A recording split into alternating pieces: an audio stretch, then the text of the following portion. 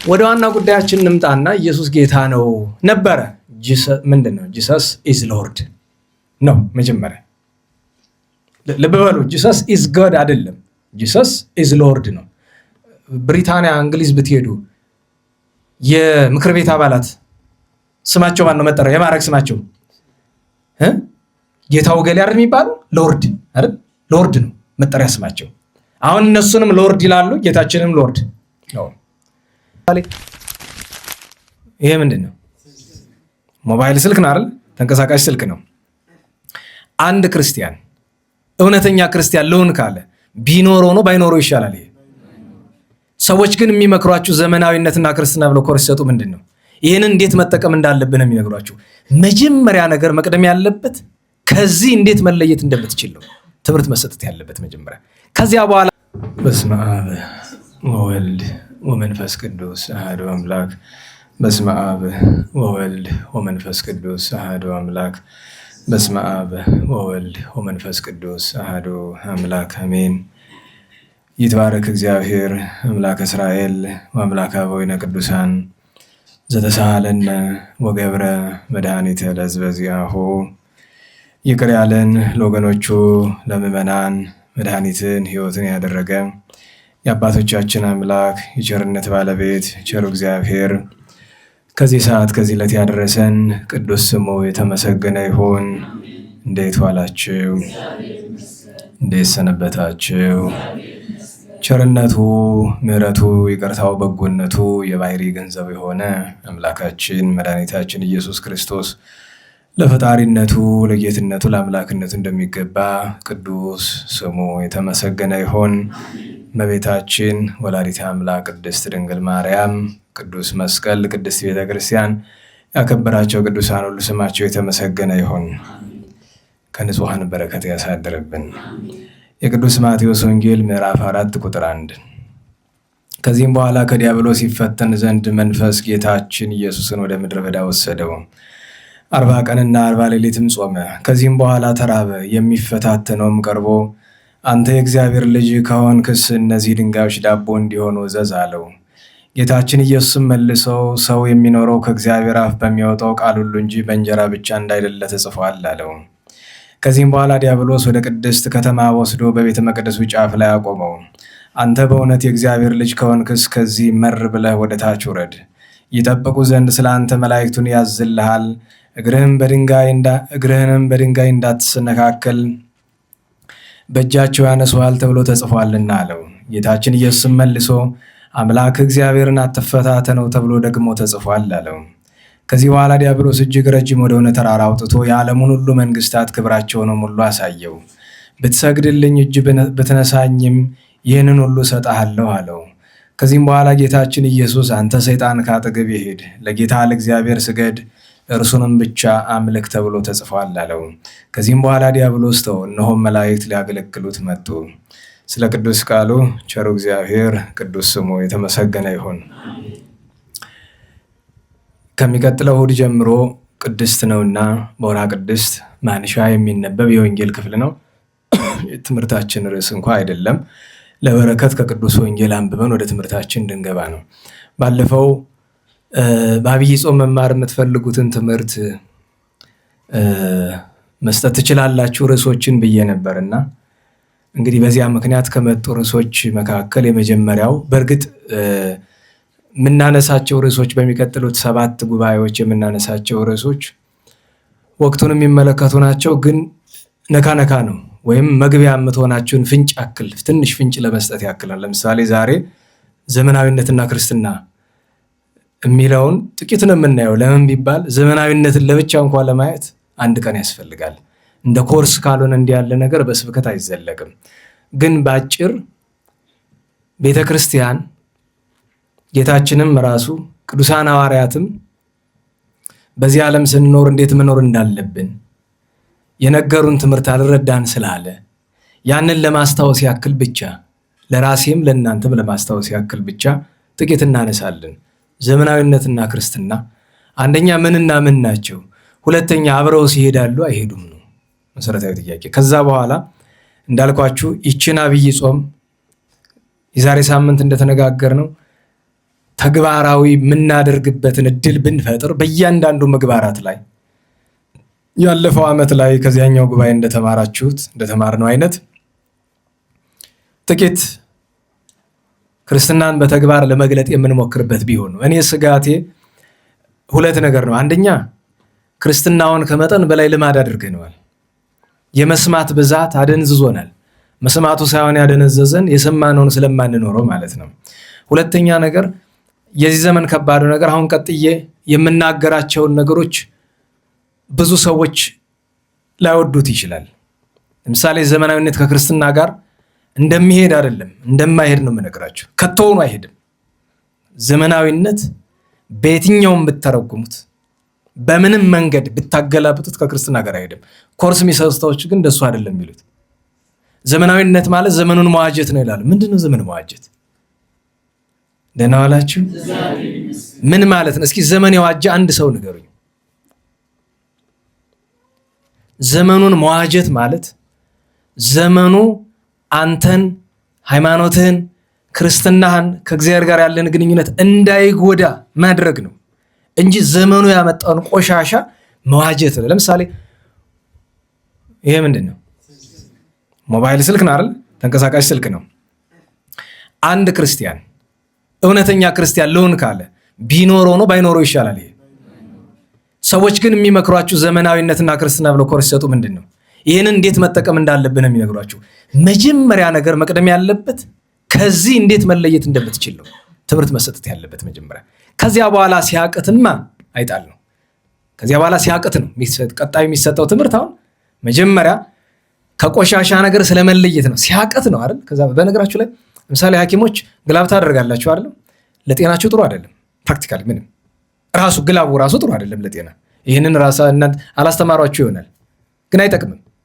ነገር ግን ግላቡን ሳያደርጉ ወይም ጓንቱን ሳያደርጉ ወደ ስራ ቢገቡ ግን ጓንቱ ከሚያመጣው ጉዳት በሽጥፍ የበለጠ ጉዳት ስለሚመጣ ጥቂቱ ጉዳት ይሻላል ነው። እስቲ እንዳው ለምሳሌ የሕክምና ሰዎች አላችሁ እዚህ ለኔ አትመልሱልኝ፣ ለእናንተ ልጠይቃችሁ። ከምንድን ነው የሚሰራ ግላብ? ለምሳሌ ፊት ለፊት የምታየ አንቺ ነሽ። ከምንድን ነው የሚሰራው? ከምንድን ነው የሚሰራ ብዬ ስልሽ በጣም አንበበሽና ነገሮች ከሆነ የምትነግርኝ የሆነ ማቴሪያል አለ አይደል? ሲሰራ አላየሽም ብለውሽ ነው አምነሻቸው ነው። የሚገርማችሁ ነገር ለምሳሌ ከኒናዎች አሉ አይደል? ምን ወስዳቸው ድሮ መድኃኒት የሚሰራ ከእጽዋት፣ ከእንስሳት፣ ከአዕዋፍ እና ከማዕድናት ነው አይደለም? ዛሬስ አይደለም። እንኳን እሱ ተውትና ለምሳሌ ማንጎ ጁስ ታውቃላችሁ? የምናምን ጁስ የሚባል ማንጎ ጁስ ምንም ማንጎ እንደሌለው ታውቃላችሁ? በነጥብ ምናምን % የሚባል ማንጎ የለውም ጨርሶ። ማንጎ የሚመስል ሌላ ነገር ነው። የማንጎን ፍሌቨር የያዘ ሌላ ነገር ነው፣ ባዕድ ነገር ነው፣ ወይም ቆሻሻ ነገር ነው። ግን የማንጎ ፍሌቨር የማንጎ ጣዕም እንዲኖረው የተደረገ ሌላ ቆሻሻ ነው እንጂ እችን ታክል እንዲያው ስንጥብ ታክል ነጥብ ታክል እንኳን ማንጎ የለውም በውስጡ። ግን ምንድነው የሚለው? ማንጎ ጁስ ይላል፣ የማንጎ ጭማቂ ይላል። ይሄንን አሁን እኔ አይደለም የምላችሁ፣ ዛሬ ኢንተርኔት ሁሉ ነገር አለ፣ ገብታችሁ እዩት። ምን ለማለት ነው? በመጀመሪያ ደረጃ መነጋገር ያለብን ከቆሻሻ ስለመራቅ ነው እንጂ ቆሻሻ ውስጥ እንዴት መኖር እንዳለብን አይደለም። ገብታችኋል? የመጀመሪያ አማራጭ ሲያቀት ነው ቆሻሻ ውስጥ እንዴት መኖር እንዳለብን መነጋገር ያለብን። እና ስለዚህ አንደኛ የምሰጣችሁ ፍንጭ ነው። ሁለተኛ ነገር ለብዙዎቻችን ልንቀበለው የሚከብደን ሊሆን ይችላል። ግን ልንገራችሁና ከቻላችሁ ትሞክሩታላችሁ፣ ካልቻላችሁ ደግሞ ወደ ሁለተኛው መፍትሄ ትሄዳላችሁ። ሁለተኛው መፍትሄ ለምን መሰላችሁ? መጸዳጃ ቤት ገብተህ እንዴት መጥፎ ጠረን ይዘህ እንደማትወጣ የፈለግከውን ብትሰለጥን አትችልም። በቃ ትንሽ ጠረኑን ትቀንሰው ይሆናል እንጂ ከቆሻሻው ጠረን ሳትይዝ አትወጣም። ምንም ብታረገው የፈለገ ቢሆን ራስህን የፈለግ ብታደርገው ያለ አማራጭ ወይ ደግሞ መጸዳጃ ቤቱን ጠረን የሌለው ማድረግ ነው። እንደዛ ለማድረግ መጸዳጃ ቤቱ ሙሉ በሙሉ በአንተ እጅ መሆን አለበት። ለምሳሌ እኛውን ማድረግ እንችላለን? አይቻልም። ለምን? ሰው የራሱን ከሆነ የግሉን በደንብ አጽድቶ በደንብ አድርጎ ያስቀምጠዋል አይደለም? እኛ ግን በዚህ ዘመን ዘመናዊነት ብለን የገባንባቸው ነገሮች ይሄ ሞባይል ቀፎ ነው እንጂ በእኛ እጅ ሲስተሙ በእኛ እጅ ነው? ንገሩኝ። እንዲሁ በሞት የፈልጋችሁት ሽልማት ልስጣችሁ። ኢንተርኔትን የሚቆጣጠረው ማን ነው? ታውቁ ካላችሁ የፈለጋችሁትን ሽልማት ሰጣችኋለሁ። ኢንተርኔትን የሚቆጣጠረው ማን ነው? የኢንተርኔት ባለቤት ማን ነው? ጉግል ነው? ፌስቡክ ነው? አሊባባ ነው? ማን ነው? አጠቃላይ የኢንተርኔት ባለቤቱ ማን ነው? ኢንተርኔትን መዝጋትም አለመዝጋትም የሚችል ማን ነው? ይኸውላችሁ የምንጠቀመው ነገር ባለቤቱ ማን እንደሆነ እንኳን አናውቅም። እናንተ ብቻ የእናንተ አይግረማችሁ 99.9% አያውቅም። ብቻ የተሰጠ ነገር ውስጥ ይዘዘለት ትገባለህ። ለምሳሌ ሰሞኑን አሜሪካን ውስጥ ትናንት ወይ በቀደም የፌስቡክ ባለቤት ሂዶ ትንሽ ተምለውታል አይደለም? ያያችሁ ሰዎች ካላችሁ አሜሪካ ዓለም ቢጎዳ ጉዳይ አይደለም። አሜሪካን ውስጥ የሆነ ጉዳት ሲመጣ ግን ሰዎችን አመጣ ታፋጣቸዋለች እና አፋጠውታል። ሰዎቹ የሚጠይቁት የህግ አካላት ወስደውት ነበረ። ወይም ደግሞ ምንድነው ፍርድ ቤት ሳይሆን ሌላ ቦታ ያለ አይደለም ኮንግረስ ላይ እና አንዳንድ ቦታዎች ላይ አቅርበው ይጠይቋቸዋል። እና የተጠየቀ እንግዲህ እንደምታውቁት በዋነኝነት ወደ 4 ያክል በውስጡ አሉት። ሜታ ይባል የለ ፌስቡክ አለ፣ ዋትሳፕ አለው፣ ኢንስታግራም አለው አይደለም? በኢንስታግራም ምክንያት ነው። እና የተጠየቀበት መንገድ ኢንስታግራም ውስጥ ሱስ እንዲሆን የሚያደርግ ነገር አለ ነው። ዝርዝሩ ብናወራው የምንግባባበት አይሆንም። ያለ ምን አደረግ ነው? ታዳጊዎች ሲያዩት ኢንስታግራም ሱስ እንዲሆንባቸው የሚያደርግ ነገር ውስጡ ላይ ያለ ነው። ይህንን በምን ማወቅ ትችላላችሁ እናንተ? ለምሳሌ አንዱ መገለጫ በተለይ ቲክቶክ ምናምን የምትጠቀሙ ሰዎች ካላችሁ ፊልተር አለ አይደለም? መጥፎ ነገር በጣም ኢንተርኔት ላይ አንዱ ትልቁ እሱ ነው፣ ፊልተር ነው። እና ምን ብሎ ተከራከረ? ኢንስታግራም ላይ ያለው ፊልተር፣ በነገራችሁ ላይ አሁን ለምሳሌ ቲክቶክ ላይ ያለው ፊልተር የቲክቶክ አይደለም፣ የሌላ ድርጅት ነው። በነገራችሁ ላይ አንድ ሶሻል ሚዲያ ውስጥ እኮ ማት ድርጅት ነው ያለው እና የፊልተሩ ባለቤት ሌላ ነው። እና የፊልተሩን ባለቤት አውቶራይዝ አላደረግኩትም ግን ፈቅጄለታለሁ ነው ነገሩ። ማለት ሰዎች ከፈለጉ እንዲጠቀሙ። አንድ የተከሰሰበት ደግሞ ኢንስታግራም አይጂ ይሉታል፣ እሱ ሲከፈት እድሜ አይጠይቅም። እንዴት ዋላችሁ? እንዴት ዋላችሁ? እድሜ አይጠይቅም ነው። በነገራችሁ ላይ እሱ ቢጨንቅ ነው እንጂ አንድ ታዳጊ ሲመዘግብ እድሜ ስንት ነው ሲለው የ13 ዓመቱ ነው 33 ቢለው ምን ማረጋገጫ አለው? ተቀብሎ መዝገብ ነው። ግን ያንን እነሱ ይበል አብዛኛው ህፃን እድሜውን ይጽፋል ተብሎ ይታሰባል። ምክንያቱም ሊከለክለው አይደለም እድሜ የሚያጽፈው፣ ስለማይከለክለው የሚከለክለው ከሆነ ለምሳሌ 13 ሲል አይ አንተ ኢንስታግራም ውስጥ መመዝገብ አትችልም ካለው እድሜ ሊቀይር ይችላል። እንደዛ ስለማይለው እና ሰዎች ይሄ የሆነበት ምክንያት ታውቃላችሁ? በቅርብ ጊዜ አሜሪካን ውስጥ ህይወታቸው የጠፋ ታዳጊዎች አሉ። በዛ ሰበብ ያ ነው ነገሩን ትንሽ በእናንተ ቋንቋ አግራቤት ያደረገው። ቅርብ ጊዜ ሰምታችኋል? አንዲት ኢትዮጵያዊት ታዳጊ 11 እና 13 ዓመት ህፃን ራሷን አንቃ እንደገደለች ያለ ማድረግ ምንድነው ምክንያቱ? ማነው አድርጌ ያላት? ሰርቨር ውስጥ ያሉ ሰዎች። ኋላ ደግሞ መጨረሻ ላይ ማነው ይባላል? ኤአይ። አንዳንድ ሰዎች ኤአይ በራሱ ብዙ ሰው ጅል ነው። ኤአይ ዝም ብሎ በራሱ የሚያወራው ይመስለዋል። ሲስተም ነው። ምን ሲጠይቅ ምን መንገር እንዳለበት ሬዲ ሜድ ነው፣ ተዘጋጅቶ የተቀመጠ ነገር ነው። አንዳንድ ነገሮች እውቀት ከሌለው ደግሞ ይደነጉራል ወስዶ። ይህንን ያደረገ ሲስተሙን የሰራው ሰው ነው እንጂ ኮምፒውተር ውስጥ ያለ እንግዲህ ሳያምኑበትም እንጂ ኮምፒውተር ውስጥ ያለ ጋኔን ነው ቢሉንም አንድ ነገር ነው። እንዴት ዋላችሁ? አሜሪካና አውሮፓ፣ ቻይና፣ ሩቅ ምስራቅ እንኳ ያሉ ሰዎች እንግዲህ ስለ ዘመናዊነት እያወራን አይደለም እኮ ገና ናት።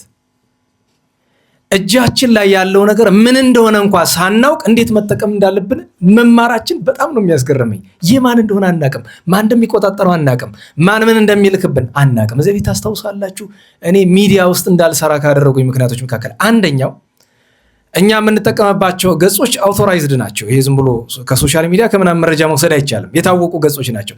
እነዛ ገጾች ላይ ስትገቡ ከሚያመጡባቸው ነገሮች ከሁለቱ አንዱ የግድ ይመጣል። አንደኛው አማራጭ ራቁቷን የሆነች ሴት ትመጣለች። እኔ ወንድ መሆናችንም ሲስተሙ ያውቀዋል። ሴት ከሆነችም ሴት መሆኗን ያውቀዋል። በነገራችሁ ላይ እና ጭንቅ ነው። ስከፍተው ወዲያው የምትመጣ እሷ ናት። እንዴት ላድርግ?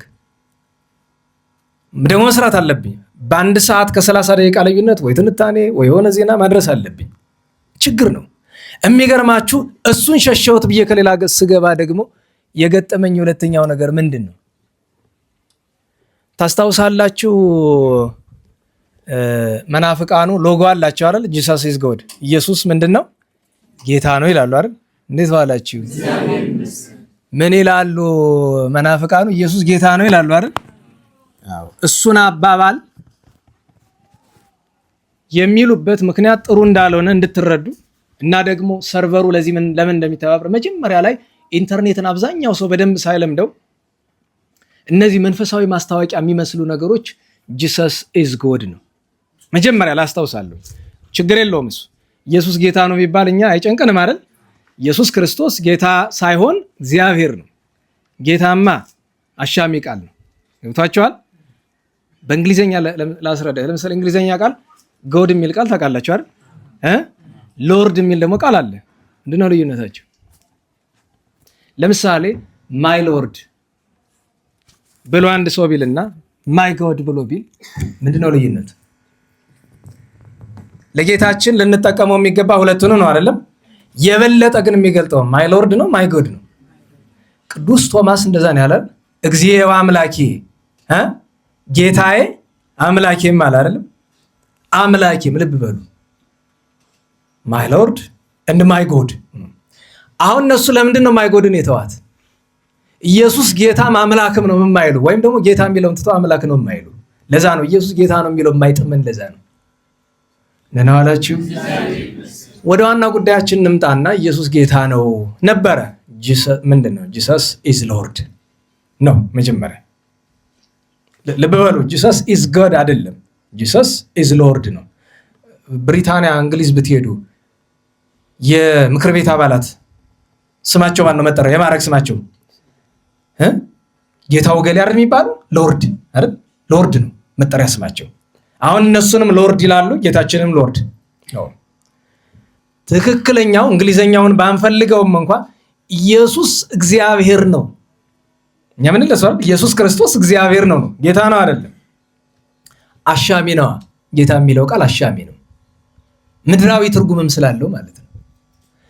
ወደ ዋናው ጉዳይ ልመለስና እንግዲህ መጀመሪያ ላይ ጥንት ቅድም እያቻለሁ ጂሰስ ኢዝ ጎድ ነው። የመጀመሪያ ጥንት ናት እሷ፣ ኢንተርኔት ሳትመጣ ነው። ኋላ ኢንተርኔት ሲመጣ ምንድነው ጂሰስ ኢዝ ሎርድ ምትል ሆነች። ሰው አላስተዋለውም፣ ግን ዝቅ አለ ወረደ። ከዛ ቀጥሎ ኢንተርኔት በጣም እየለመደ ሲመጣ ያቺ ሎጎ እየተቀየረች ማለት ሎጎ በነገራቸው ላይ የትኛውንም አውቶራይዝድ ገጽ ብትገልጡት ብትከፍቱት ትመጣለች። ዛሬ እንጃ በስተቀኝ በኩል ነው የምትመጣው። ቀጥሎ ተቀየረችና ኢዝ ጂሰስ ሎርድ ምላ ተቀየረች። ያቺው እኮ ናት የሚገርማችሁ። በነገራችሁ ላይ ለዚያች የሚከፍልባት ተቋም ያው ተመሳሳይ ተቋም ነው። ኢየሱስ ጌታ ነው አይደል ሲል የነበረው። ቀጥሎ ምን ሆነ? ኢየሱስ ግን ጌታ ነው የሚል ጥያቄ ነው ለአንተ ማለት። ታድሶቹና ፕሮቴስታንቶቹ ከሚሰሯቸው ስራዎች መካከል አንደኛው ጥያቄ መጠየቅ ነው አንድን ነገር። በመጨረሻው ግን ያመጡት ነገር ነው ጂሰስ ኢዝ ኖት ብሎ እንደዚህ አይነት ነገር ሎቱ ስብሐት። እኔ በነገራችሁ ላይ ያን ያክል ዘመን ሚዲያ ስኖር ይሄ ምንድን ነው ብሎ ከሚዲያ ውስጥ የነበር ነው 100% ኦርቶዶክስ ነው የነበረ። በኋላ ነው የቆየ መጣ እንጂ ጋዜጠኞቹ 100% ኦርቶዶክስ ነው የነበረ። በጊዜው ስራዬ ተብሎ ሳይሆን አጋጣሚ ነው። አንድም ሰው ይሄ ምንድን ነው ብሎ ጠይቆኝ አያውቅም፣ ወይ ሲወያዩበት ገጥሞኝ አያውቅም። ለምን? ትርጉም አይሰጣቸውም። ከነዛ መካከል አንዱ ዲያቆን ነው፣ አንዱ ስነት ተማሪ፣ አንድ ምናምን ናቸው። ቤተክርስቲያን በደንብ ያውቃሉ ተብሎ የሚገመቱ ሰዎች ናቸው። ግን የለም። ልነግራቸው የፈለግኩት ነገር ምንድነው? ሁለት ነው። አንደኛ ነገር መነጋገር ያለብን ከዚያ መለየት እንዴት እንችላለን የሚለውን ነው። አንደኛ እንደ መፍትሄ መጨረሻ ላይ። ሁለተኛ መነጋገር ያለብን ነገርስ የዚያ እስረኛ መሆናችንን ማወቅ ነው መጀመሪያ። አሁን አንዲት ኢንተርኔት ነጥዬን የነገርኳችሁ እንመጣበታለን። ዛሬ ግን የቅዱሳን በዓላት ስላሉ እነሱ እናስቀድም፣ ሰዓት እንዳይሄድብን። እንዴት ዋላችሁ? ርዕሳችን ነው ዘመናዊነትና ክርስትና ነው ለሁሉም። ዛሬ ከምናከብራቸው ቅዱሳን መካከል ትልቁ በዓል የቅዱስ ፊቅጦር ነው። የእናታችን የቅድስት ማርታ ልጇ በጌታችን በኢየሱስ ክርስቶስ በአምላካችን ዘንድ ፍጹም ተወዳጅነትን ካተረፉና ከዚያ በኋላ የተነሱ ቅዱሳንም ሰማዕታትም ጻድቃንም ሊሆኗቸው ከሚፈልጓቸው ደረጃዎች መካከል አንዱ ቅዱስ ፊቅጦር የኖረው ኑሮ ነው። ቅዱስ ፊቅጦር እጅግ ከተመሰገነች ዛሬ ልደቱ ነው። በነገራችን ላይ የካቲት 13 ቀን ልደቱ ነው። እጅግ ከተመሰገነች ማርታ ከምትባል እናቱና እጅግ ከተረገመ ህርማኖስ ከሚባል አባት የተወለደ ነው። አንዳንዴ እንዳናመካኝ አንዱ ጥሩ ከሆነ መስራት እንደሚችል እንድናውቀው ብዬ ነው። ሁለቱም የቤተ መንግስት ሰዎች ናቸው። ህርማኖስም የንጉስ ልጅ ነው። ሚስቱ ማርታም የቤተ መንግስት የነጋሲ ዘር ናት። በአንጾኪያ በሮም ቤተ መንግስት ከፍተኛ ማዕረግ ያላቸው በቤተ መንግስቱ ከንጉሰ ነገስቱ በሶስተኛ ደረጃ መቀመጥ የሚያስችላቸው ደረጃ አለ። መቀመጫ እዚህ መጣችሁ ዝም ብላችሁ ባገኛችሁት ነው የምትቀመጡ አይደል? ግን ደረጃ ሊኖር ይገባል። ደረጃ ለምሳሌ ቤተክርስቲያን ውስጥ ብትገቡ አስተዳዳሪ ወንበር አለ አይደለም? ቀጥሎ የሊቀ ገበዝ፣ ከዚያ እንደየማዕረጋቸው ይቀመጣል። ከዚያ ከአስተዳዳሪው ወንበር ላይ ሊቀ ገበዙ መቀመጥ አይችሉም። ከሊቀ ገበዙ ወንበር ላይ ሌሎቹ ካህናት መቀመጥ አይችሉም። ከካህን ላይ ዲያቆን፣ ከዲያቆን ወንበር ምዕመን መቀመጥ አይችልም። አሬ ግን ያውን ብዙም አንዲቷ ብቻ አስተዳዳሪ ብቻ ትከበራለች እንጂ ሌላውን የሚያከብረው አላይም። እሱ ብቻ ሳይሆን አጠቃላይ ቅኔ ማህሌቱ ፊት ለፊት ያለው አይደል? ማህሌት መቆሚያው በምዕራብ በኩል ያለው ክህነት የሌለው ሰው እዛ መቆም አይችልም። ጨርሶ ለማስቀደስም ቢሆን ማንም ይኖርም አይኖርም። ወንበር ክፍት ስለሆነ እኮ መቀመጫ አይሆንም። ይሄ በእርግጥ እዚህ የማዕረግ ስፍራ ስላልሆነ ነው እንጂ ወንበር ካለ ወንበር ነው። በቃ የገሌ ወንበር ካለ በማዕረግ የሚበልጣችሁ ሰው ከሆነ ወይ ክህነት ያለው ወይ እንደዛ ነገር እዚያቸው ወንበር ላይ መቀመጥ የለም።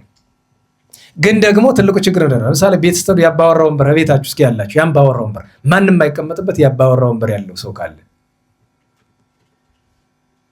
አባት ብቻ የሚቀመጥበት ኖረም አልኖረም ወንበሯ ክፍት የምትሆንበት ቤት አለ። ይሄ ውድቀታችን መገለጫ ነው። ትልቁን ችግር የፈጠረው አባወራው ነው። ለምን አንድ ወንበር ላይ አይቀመጥም? ሲፈልግ በምዕራቡ፣ ሲፈልግ በምስራቁ፣ ሲፈልግ በሰሜኑ ካገኘው ወንበር ነውር እኮ ነው። አባወራ እኮ ካገኘው ወንበር አይቀመጥም፣ ነውር ነው። ለማስከበር መጀመሪያ እኮ እሱ ነው። ስርዓት እኮ ነው። እዚያቸው ተቀመጠች የተወሰነችለት ወንበር ነው ሄዶ መቀመጥ ያለበት። እና በቤተ መንግስት ሶስተኛ ማዕረግ የነበራቸው ናቸው። እና በዚያ ወራት ልጅ አጥታ ታዝን ነበርና የቅዱስ ፊቅጦር ጽንሰቱም ልደቱም ግሩም ነው፣ ታምራት የሞላበት ነው።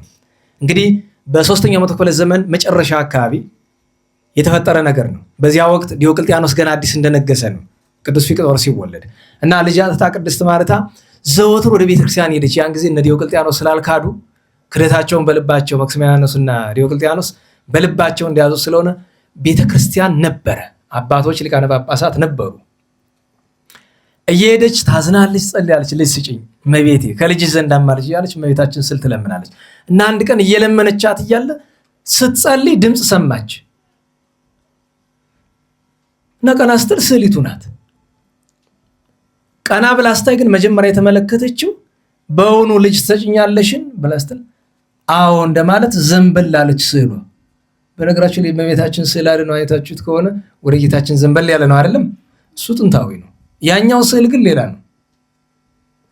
ወደ እሷ ዘንበል ብላ በዚያው ቀረች። እንደዛ መሆኑን ልብ ያለችው ቅድስት ማርታ አይደለችም። ጭንቀት ላይ ሐዘን ላይ ስለነበረች ካህናት ሲመጡ ነው በሚቀጥለው ቀን እቃዋ ማለት ስዕሉ የቁሱ አይደለም ዘንበል ያለ እራሱ ስዕሉ እዛው ላይ ያለው። አሁን አስቡት የቅዱስ ሚካኤል ስዕል አድነው ፊት ለፊት ነው አይደለም? ቀጥ ያለ ነው አይደለም?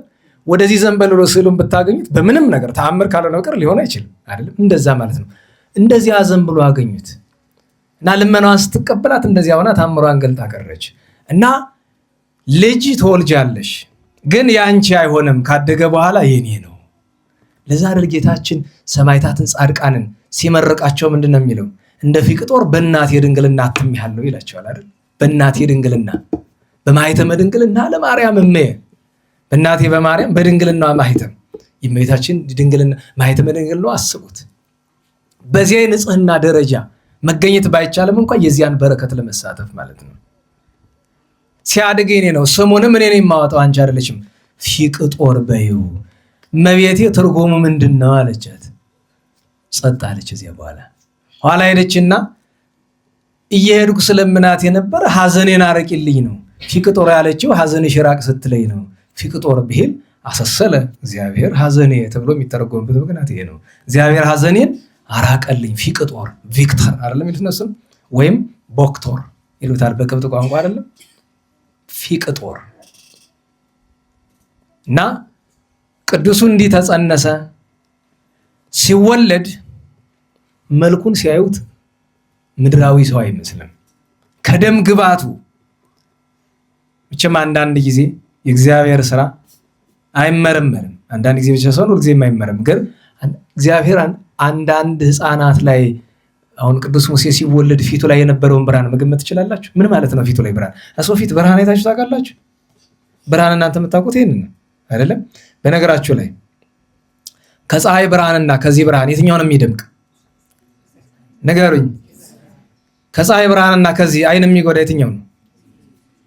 በጊዜ ሂደት የሰው አይን እንደሚጎዳ ታውቃላችሁ? ይሄ ነገር እዚህ ዓለም ላይ ቴክኖሎጂ ተብሎ ዘመነኛ ነገር ተብሎ የማይጎዳ ነገር የለም። የሚገርማችሁ ነገር ሳይንሱ ምንድን ነው የሚላችሁ? ከሻማ ይሄኛው ብርሃን ይሻላል፣ ለአይን በጣም ደመቅ ያለ ይሻላል ትላላችሁ ሐኪሞች አይደል? ሐሰት ነው። በጣም ከማዝነባቸው ነገሮች መካከል አንዱ ዓለም ላይ ከሚወጡ የሜዲካል ጉዳይ ጥናቶች ስንቱ ነው ከጀርባ ፈንድ የሚያደርግ ሰው የሌለው? እንዴት ዋላችሁ?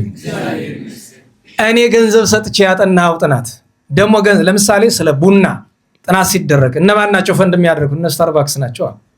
ስታርባክስ ታውቃላችሁ? ውጭ ሀገር ያሉ ሰዎች ይህን ሰሞኑን በደንብ ያውቃሉ። አሁን ታዲያ ያን ጥናት ያጠናው ሐኪም ያ ዶክተር በለው ፕሮፌሰር በለው ስለ ቡና መጥፎ ነገር ይናገራሉ ወይ? ገንዘብ የሰጠው እንዲያጠና ማን ነው? ቡናን የሚነግድ ሰው አይደለም? አለቀ። ጣፋጭ ምግቦች አሉ አይደል? እነዚህ ፈጣን ኮኪዎች ምናምን ዛሬ አለ የተባለ ሐኪም ፌስቡክ ላይ ወጡ በሙሉ ኢንሱሊን፣ ስኳር ምናምን ዲያቤቲክ ሲል ይውላል አይደለም? ከአቅም በላይ ሆኖ ነው። ድሮ ግን ምንድን ነው የሚባል የነበረ? ሰዎች ያን እንዲበሉ ሲበረታቱ አልነበር? ዛሬ ሐኪም የሚከለክለውን ነገር በሙሉ ድሮ ሐኪም አይደል ፈቅዶ ሲበላ ይኖር። እንግዲህ ሐኪሞች ቅር ካላችሁ ይቅርታ አንጠይቃችሁም፣ የራሳችሁ ጉዳይ ነው። መነጋገር ካለ በሙያችሁ አልገባም፣ ጥፋታችሁ ግን ጥፋታችሁ ነው። ይሄ በአብዛኛው እኛ ሀገር ላይ ያለ ሐኪም ችግር አለ። ውጭ ሀገር ነው በብዛት። እኛ ሀገር ያለው እግዚአብሔር በቸር ያቆየው እንዲሁም አይገኝም፣ ችግር ነው። ተፈልጎ በስንት ነው የሆነ ቀን የዛሬ ሳምንት ነው 2 ሳምንት ሂደን እንዲያው የሆነ ነገር ለመመርመር እየገባው ጥሩ የሚባል ሐኪም ነውና ስገባ ገና ፊቱን አየሁት፣ ሰልችቶታል። እውነት ለመናገር እኔም ለመውጣትን ነው የቸኮልኩኝ። ያለውም ብሏል ከአንገቱ ነው ከአንጀቱም አልነበር የሚሆን። እኔ አይቼዋለሁ ገና ስገባ። አይ እሷ እንዲያው ይዛኝ ሄደችውን ሐኪም ደስ ይበላት ብዬ ነው ከአንገት ነው ትቼው ነው የወጣሁኝ። ሰልችቶታል። ሰው በዝቶበት ይሆናል፣ የክፋት አይደለም። ገምቴ እንደዛ ነው። እንዴት ዋላችሁ? እና ለየት ያለ ነው ተወልዶ መልኩን ሲመለከት የሚገርማችሁ ነገር ዛሬ ሩፋኤል ነው አይደል? ክርስትና ሲነሳ ክርስትና አባት አለ አይደል? ክርስትና አባቱ ማን ነበረ? ለታቦት መስጠት ሲባል ሰማላችሁ አይደል? ለታቦት መስጠት በእርግጥ ስርዓተ ቤተክርስቲያን አይደለም። ስርዓተ ቤተክርስቲያን መጀመሪያ የሚያዘው ምንድነው? ለክርስትና አባት ለክርስትና እናት መስጠት ነው። ለታቦት የሚሰጥበት ምክንያት በሁለት ምክንያት ነው። አንደኛ የሚያነሳው ሰው ከጠፋ፣ ሁለተኛ ነገር እንዴት ባላችሁ የሚያነሳው ሰው ኑሮም አሁን አብዛኛው ሰው በዚህ ዘመን ክርስትና ብዙዎቻችሁ አንስታችኋል አይደለም? እንኳን እሱን ልታስተምሩ እናንተ ምን ታውቁና መጀመሪያ ለራሱ ምንም የማያውቅ እዚህ በፊት ነግራችኋለሁ። እዚህ ጉባኤ አንድ ሞልፋት አለ። የእሱ ሚስት ትመጣና ልጄን ክርስትና አንሳ። አረ እንዴት ነው ነገርሽ? ስለ አረ እንግዲህ ሰው እየመጣ ይጠይቀኛል። ግን አንተ ባስተማርከው ልክ የሚሞላ ሰው አልተገኘም። እንኳን ልጄን ሊያስተምሩ ለራሳቸው የማይሆኑ ናቸው። ስለዚህ እዳውን አንተ ወሰድ፣ አንተ አስተምርሃል እዚያው ብላለች። ከዚያ ድረስ ሰው ማለት ነው። ለታቦት ሲሰጥ ግን እንድታውቁት በታቦቱ አንጻር ዲያቆን መቀበል አለበት ኃላፊነቱን። ለምን ታቦት ወርዶ ሊያስተምር ማለት በታቦቱ ስም ያለው ቅዱስ መጥቶ ወርዶ መቼም ከሰማይ አያስተምረውም አይደለም? የሚያስተምር እኮ ነው የተፈለገ። ክርስትና አባት ክርስትና እናት እኮ ለማስተማር ነው። የሚገርመው ክርስትና ለማስነሳት ይዛ ስትሄድ ክርስትና ለማንሳት ቅዱስ ሩፋኤል መጣ ከሰማይ በገሃድ ማለት ነው። እኔ ነኝ የማነሳው። ክርስትና ሲያነሳ ክርስትና ነሽው ምን ገዝቶ ይሄዳል? ልብስ አይደል? ይዞ መጣ ከሰማይ። የወርቅ ልብስ ማለት ነው። ወርቅ እንደ ዕንቁ የሚያበራ የወርቅ ልብስ በዚህ ያታቀፈው። ያችን ልብስ ሌላ ሰው ሊነካ ሲል ነጥቆ ወደ ሰማይ ወስዳታል። ከዚያ መልሶ ደግሞ አምጥቶ ያለብሰዋል። እና የቅዱስ ፊቅጦር የልጅነት ታሪኩ ነው። ከዚያ በኋላ አድጎ እንድታውቁት ቅዱስ ፊቅጦር ተወልዶ አንገቱ እስከተሰዋባት ቀን ድረስ ጸጉሩ ተቆርጦ አያውቅም። ናዝራዊ ነበረ። የጦር አለቃ ነበረ። በአንጾኪያ ቤተ መንግስት 3ኛ ማዕረግ ተሰጥቶት ነበረ። የተረገመ አባቱ ብዙ አሰቃይቶታል። ምላሱን እንኳን ማለት ነው በአደባባይ ሊቆርጦ ሞክሯል። ከአባቱ ጋር ከፍተኛ ጦርነት ገብቶ ነበረ፣ ከጣዖት አምላኪ አባቱ ጋር፣ ከዚያ ከዲዮቅልጥያኖስ ጋር፣ ከዚያ ከአርያኖስ ጋር፣ ከዛ ከሄርሜኔዎስ ጋር። እንደገና ደግሞ ከብዙ ስቃይ በኋላ ደግሞ በረሃ ገብቶ ደግሞ እንደ ጻድቃን በጾም በጸሎት ኖሯል። በሳት ተፈትኗል። ሕዋሳቱ ተቆራርጧል። እናቱ ቅድስት ማርታ አባቶቻችን ምን ይላሉ? በፊቅጦር መከራ ብቻ አይደለም እናቱ በዚያ ሁሉ መከራ ባለቀሰችው እንባ ተማጽኛለሁ ይላሉ። የእናቱ ደግሞ ሐዘኗ ብዙ። ልጇ እንዲሞትባት አትፈልግም። ቅድስት ናት ግን አትፈልግም። እሱን ለማዳን ያልሄደችበት መንገድ የለም። ቅዱስ ፊቅጦር በዘመነ ሰማዕታት የሰማዕታትን ቁስል የሚያጥብሱ ነበር። ቅዱስ ፊቅጦር የወደቁትን የሚያነሳሱ ነበር። የታሰሩትን የሚያበላሱ ነበር። እግራቸውን የሚያጥብሱ ነበር። እንዲህ ያለ ማድረግ እዚያ ሲሄድ ሰይፍ ታጥቆ ነው የሚሄድ። እግር ለማጠብ ለማብላት ጥበቃውን አለቃው አይደለም ብትናገር አንገትህን ነው መቆርጥልህ ይለዋል። ይገባል። ያኛው ስለሚፈራ አይናገርም። ኋላ ዲዮቅልጥያኖስ ተበሳጨ። እኔ አስገድዬ እንግዲህ አበይት ሰማዕታት እንዲቀበሩ አይፈልግም። እንደነ ቆዝሞስ ድሚያኖስ፣ ቅድስት ቴዎድራ ሌሎቹ ያሉት እንዲቀበሩ አይፈልግም። ለምን ይመስላችኋል? ስጋቸው በአደባባይ ሆኖ ተለውጦ ለማየት የሚከብድ ሆኖ ክርስቲያኖች እንዲያዩት ይፈልጋል። የሚገርማችሁ ግን የቅዱሳን ስጋ ዓመት ቢያስቀምጡት እንደዛ አይሆንም።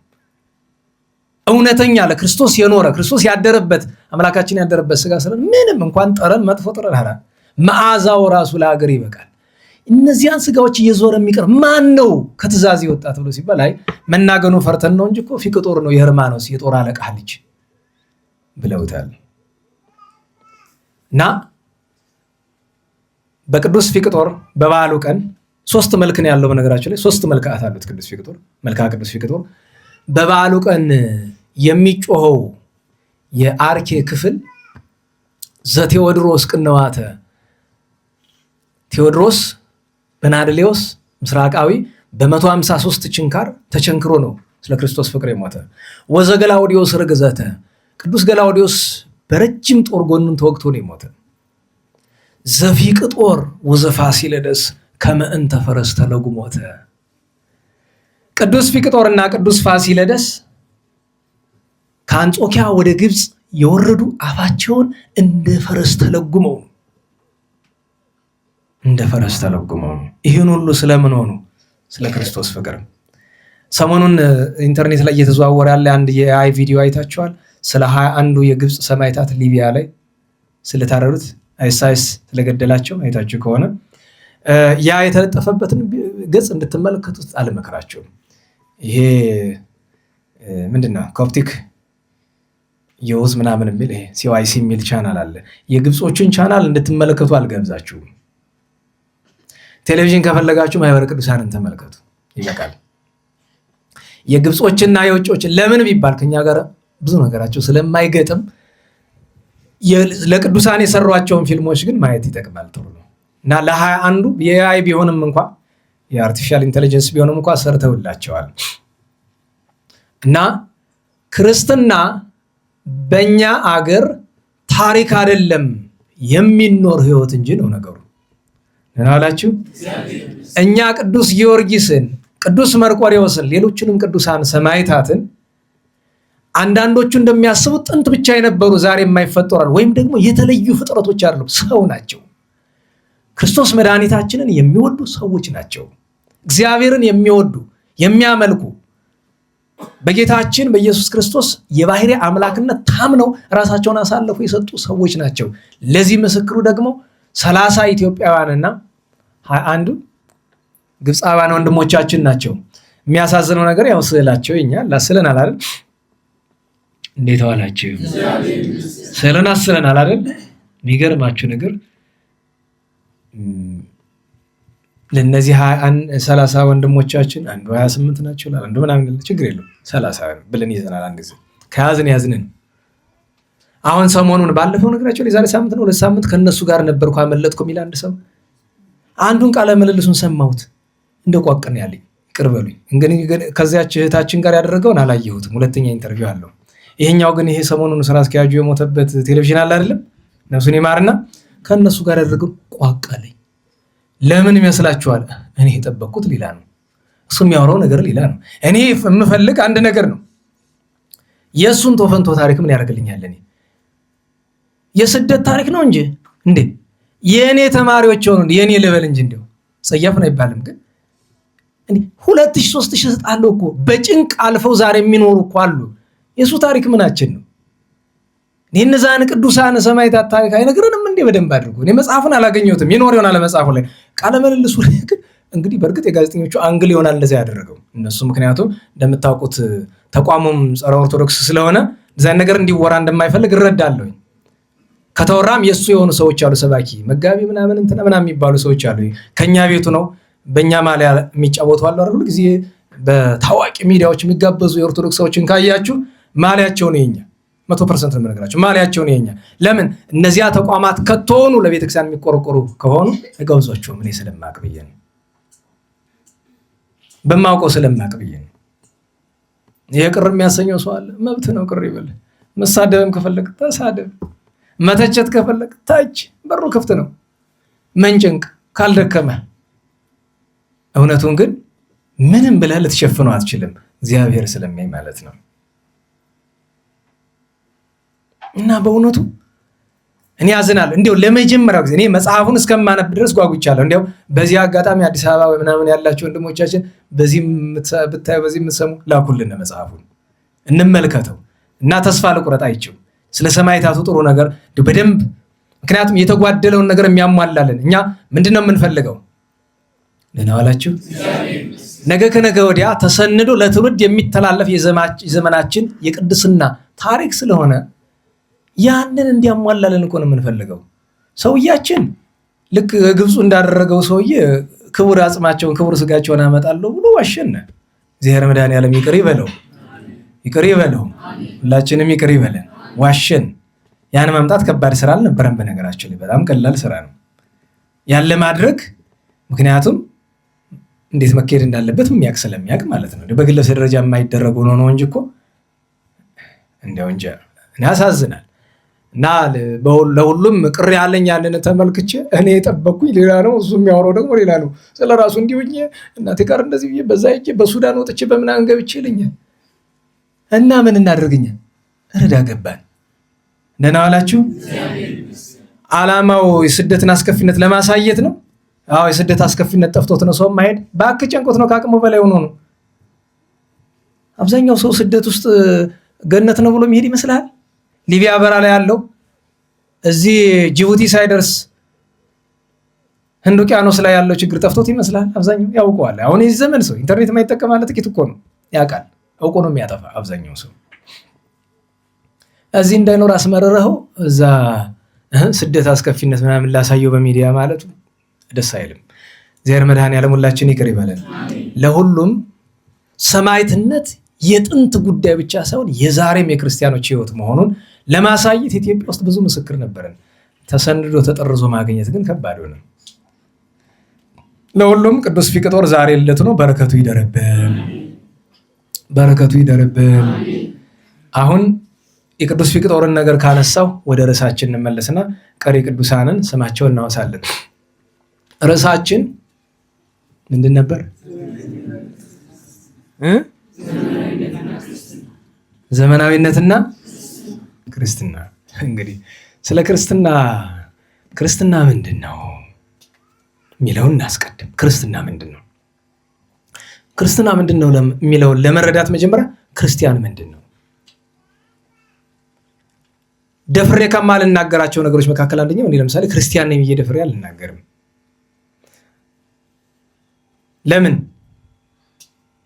ክርስትና ካልኖሩት በቀር ከቶኑ ባፍነኝ ቢሉት ፕሮፓጋንዳ ነው፣ ከንቱ ልፍለፋ ነው የሚሆነው። ክርስትናን የኖሩት ደግሞ ደፍረው እኔ ክርስቲያን ነኝ የሚሉባት አንዲት አጋጣሚ ይቻላለች።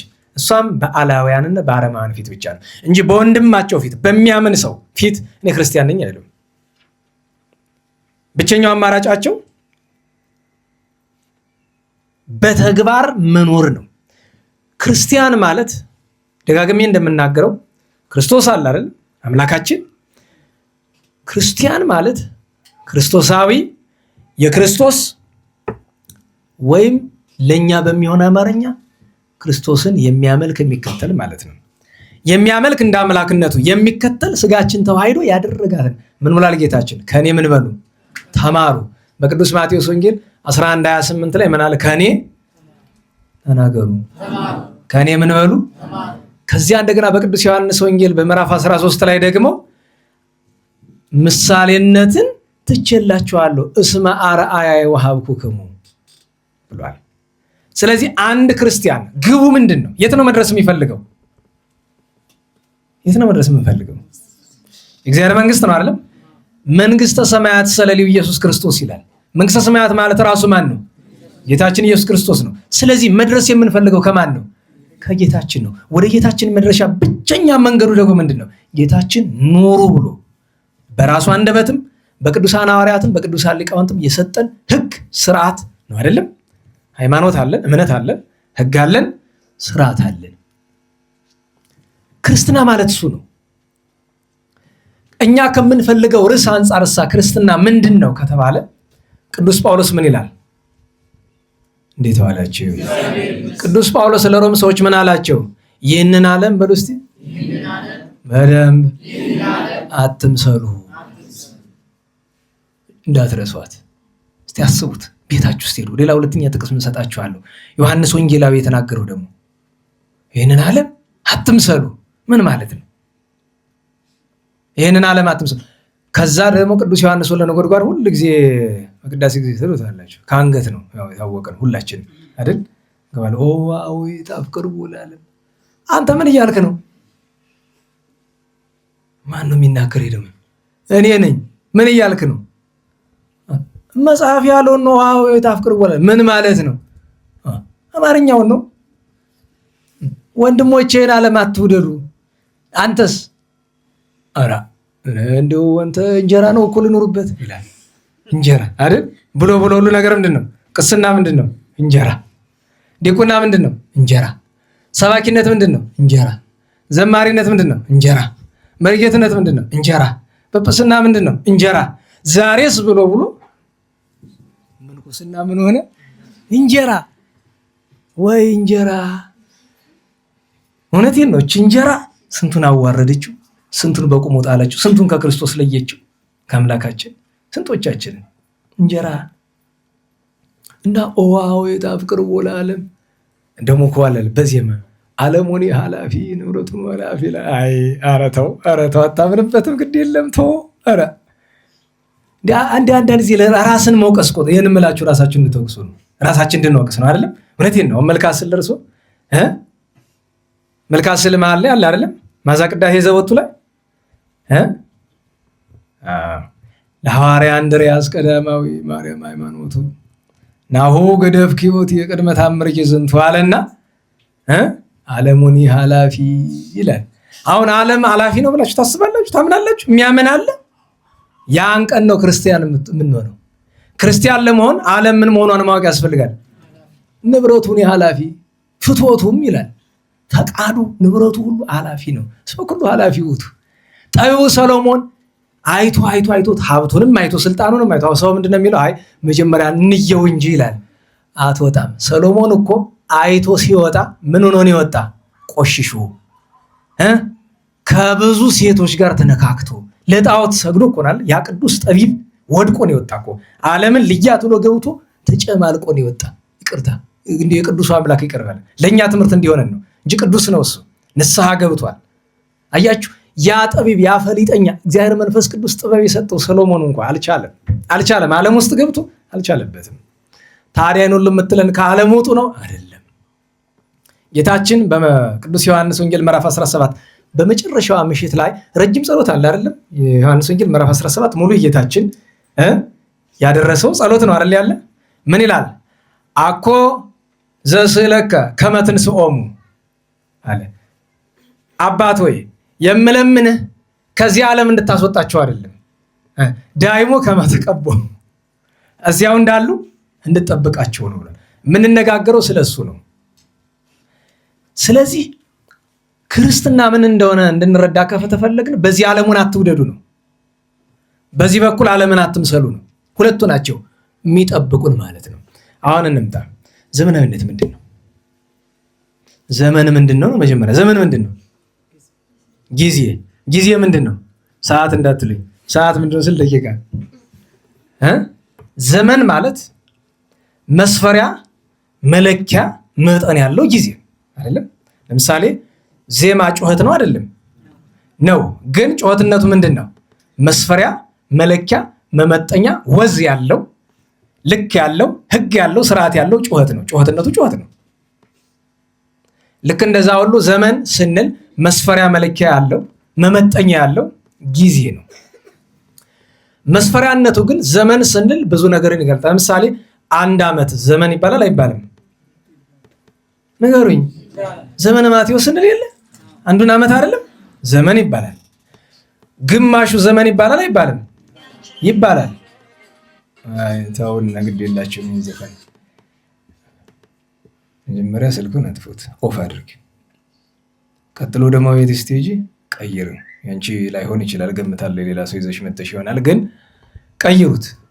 እንደው ጭራሽ በአብይ ጾም የዘፈን መጥሪያ በሌላውም ጊዜ እንኳን በደን የሆነው ደግሞ የሚገርመው ሌላ ክፉ እንዳታናግሪ ልተው።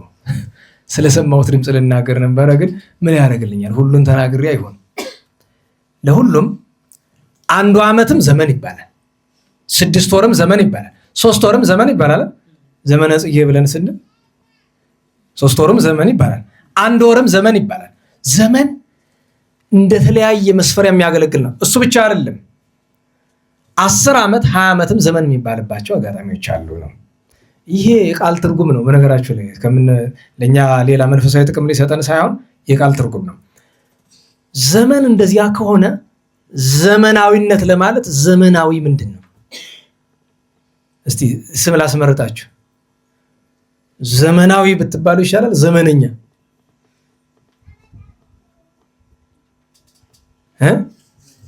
ዘመነኛው ይሻላል? እሺ።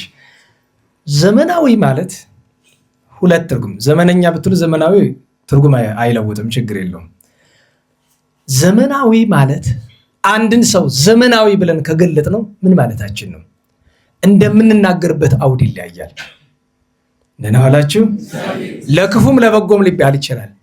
ለበጎ እንናገረው ከተባለ ዘመናዊ ስንል ጠፍቷል። በእርግጥ አሁን የለም፣ እንደዛ የሚያደርግ ሰው የለም። ዘመናዊ ሲባል ምንድን ነው? የዘመኑን ክፋት ደግነት የተረዳ ተረድቶም እንደዚያው ልክ የሚኖር ማለት ነው። ዛሬ ግን እንደዚህ ብሎ የሚተረጉም የለም። ስለዚህ በሌላ ቋንቋ ዘመናዊ ማለት ነው። ሁለተኛው በአሉታዊ እንምጣ። ለምሳሌ በደንብ የለበሰ ሰው ነው ቆሸሽ ያለ ሰው ነው ዘመናዊ የሚባል? ነገሩኝ። አርሰናል ማንቸስተር ምናምን የሚያይ ነው የማያይ ነው ዘመናዊ? የሚያይ ነው አይደለም? ይሄ የፊልም ምናምን ኦስካር ተሸላሚዎች ምናምን የሚያቅ ሆሊውድን የሚያቅ ነው የማያቅ ነው ዘመናዊ የሚባል? ዘፈን የሚያዳምጥ ነው የማያዳምጥ ነው ዘመናዊ የሚባል? እንግዲህ በዚህ ዘመን የሚያግባባን ዘመናዊነት በጥሩ አማርኛው ኃጢአት ነው ማለት ነው። ደህና ዋላችሁ። ስለዚህ ሊያግባባን የሚችል ወይ ደግሞ እስኪ እናንተን እድሉ ልስጣችሁ። እስኪ ዘመናዊ የምትሉት በበጎ የምትገልጡት አንድ እንዲሁ በሞት እናንተ አምጡ እስኪ። ዘመናዊነት ለምሳሌ ይሄ አለ የምትሉት ካላችሁ ንገሩኝ። በዚህ ያስተረጉማል። እኔ አሁን ብዬ አይቼ ምንድነው ዘመናዊነት ማለት በጥሩ አማርኛ በደለኛነት፣ ኃጢአተኛነት ብዬ ነው የምተረጉመው። ይህንን ይሰማ ባላገር ነህ ምናምን እና እንወዳደር አቅሙ ካለ እንዲያው በጽድቅ ትበልጠኝ ካልሆነ በቀር እቺ የዓለሙን ቆሻሻ ለማወቅ ከሆነ እኔ እጥፍ እበልጥሃለሁ። እንኳን ይቅርና ሌላ አልኳችሁ። አንዳንድ ጊዜ ለመጎርጎር ከሆነ ባለሙያ የማይደርስበት ቦታ እንኳን አለሙያችን ገብተን ብዙ ነገር ጎርጉረን ለማውጣት እንችልም ይሆናል። ማን ያውቃል? እና ዘመናዊነት በዚህ ዘመን ከባድ ሆኗል። ይሄ ችግር የመጣበት ምክንያት ምንድን ነው ይመስላችኋል? ዘመናዊነት ለምንድን ነው እንደዚህ መጥፎ የሆነው? ለምንድን ነው እኛን ከክርስቶስ ከመድኃኒታችን ከቤተክርስቲያን ከሰማያዊ ህብረት የሚለየን የሆነ? መቼ ጀምሮ ነው? የዚህ ነገር መነሻው በመጀመሪያ ደረጃ ሳይንሱ ስትመለከቱትና ምዕራቡን ዓለም ስትመለከቱት ስልጣኔ ይላችኋል አይደል? በመጀመሪያ ደረጃ ስልጣኔ እንደምታስቡት አይነት ነገር አይደለም። ለምሳሌ አሁን ከአሜሪካ እና ከኢትዮጵያ የሰለጠነ ማን ነው? እንዴት ዋላችሁ? ማን ነው ከሁለቱ የሰለጠነ?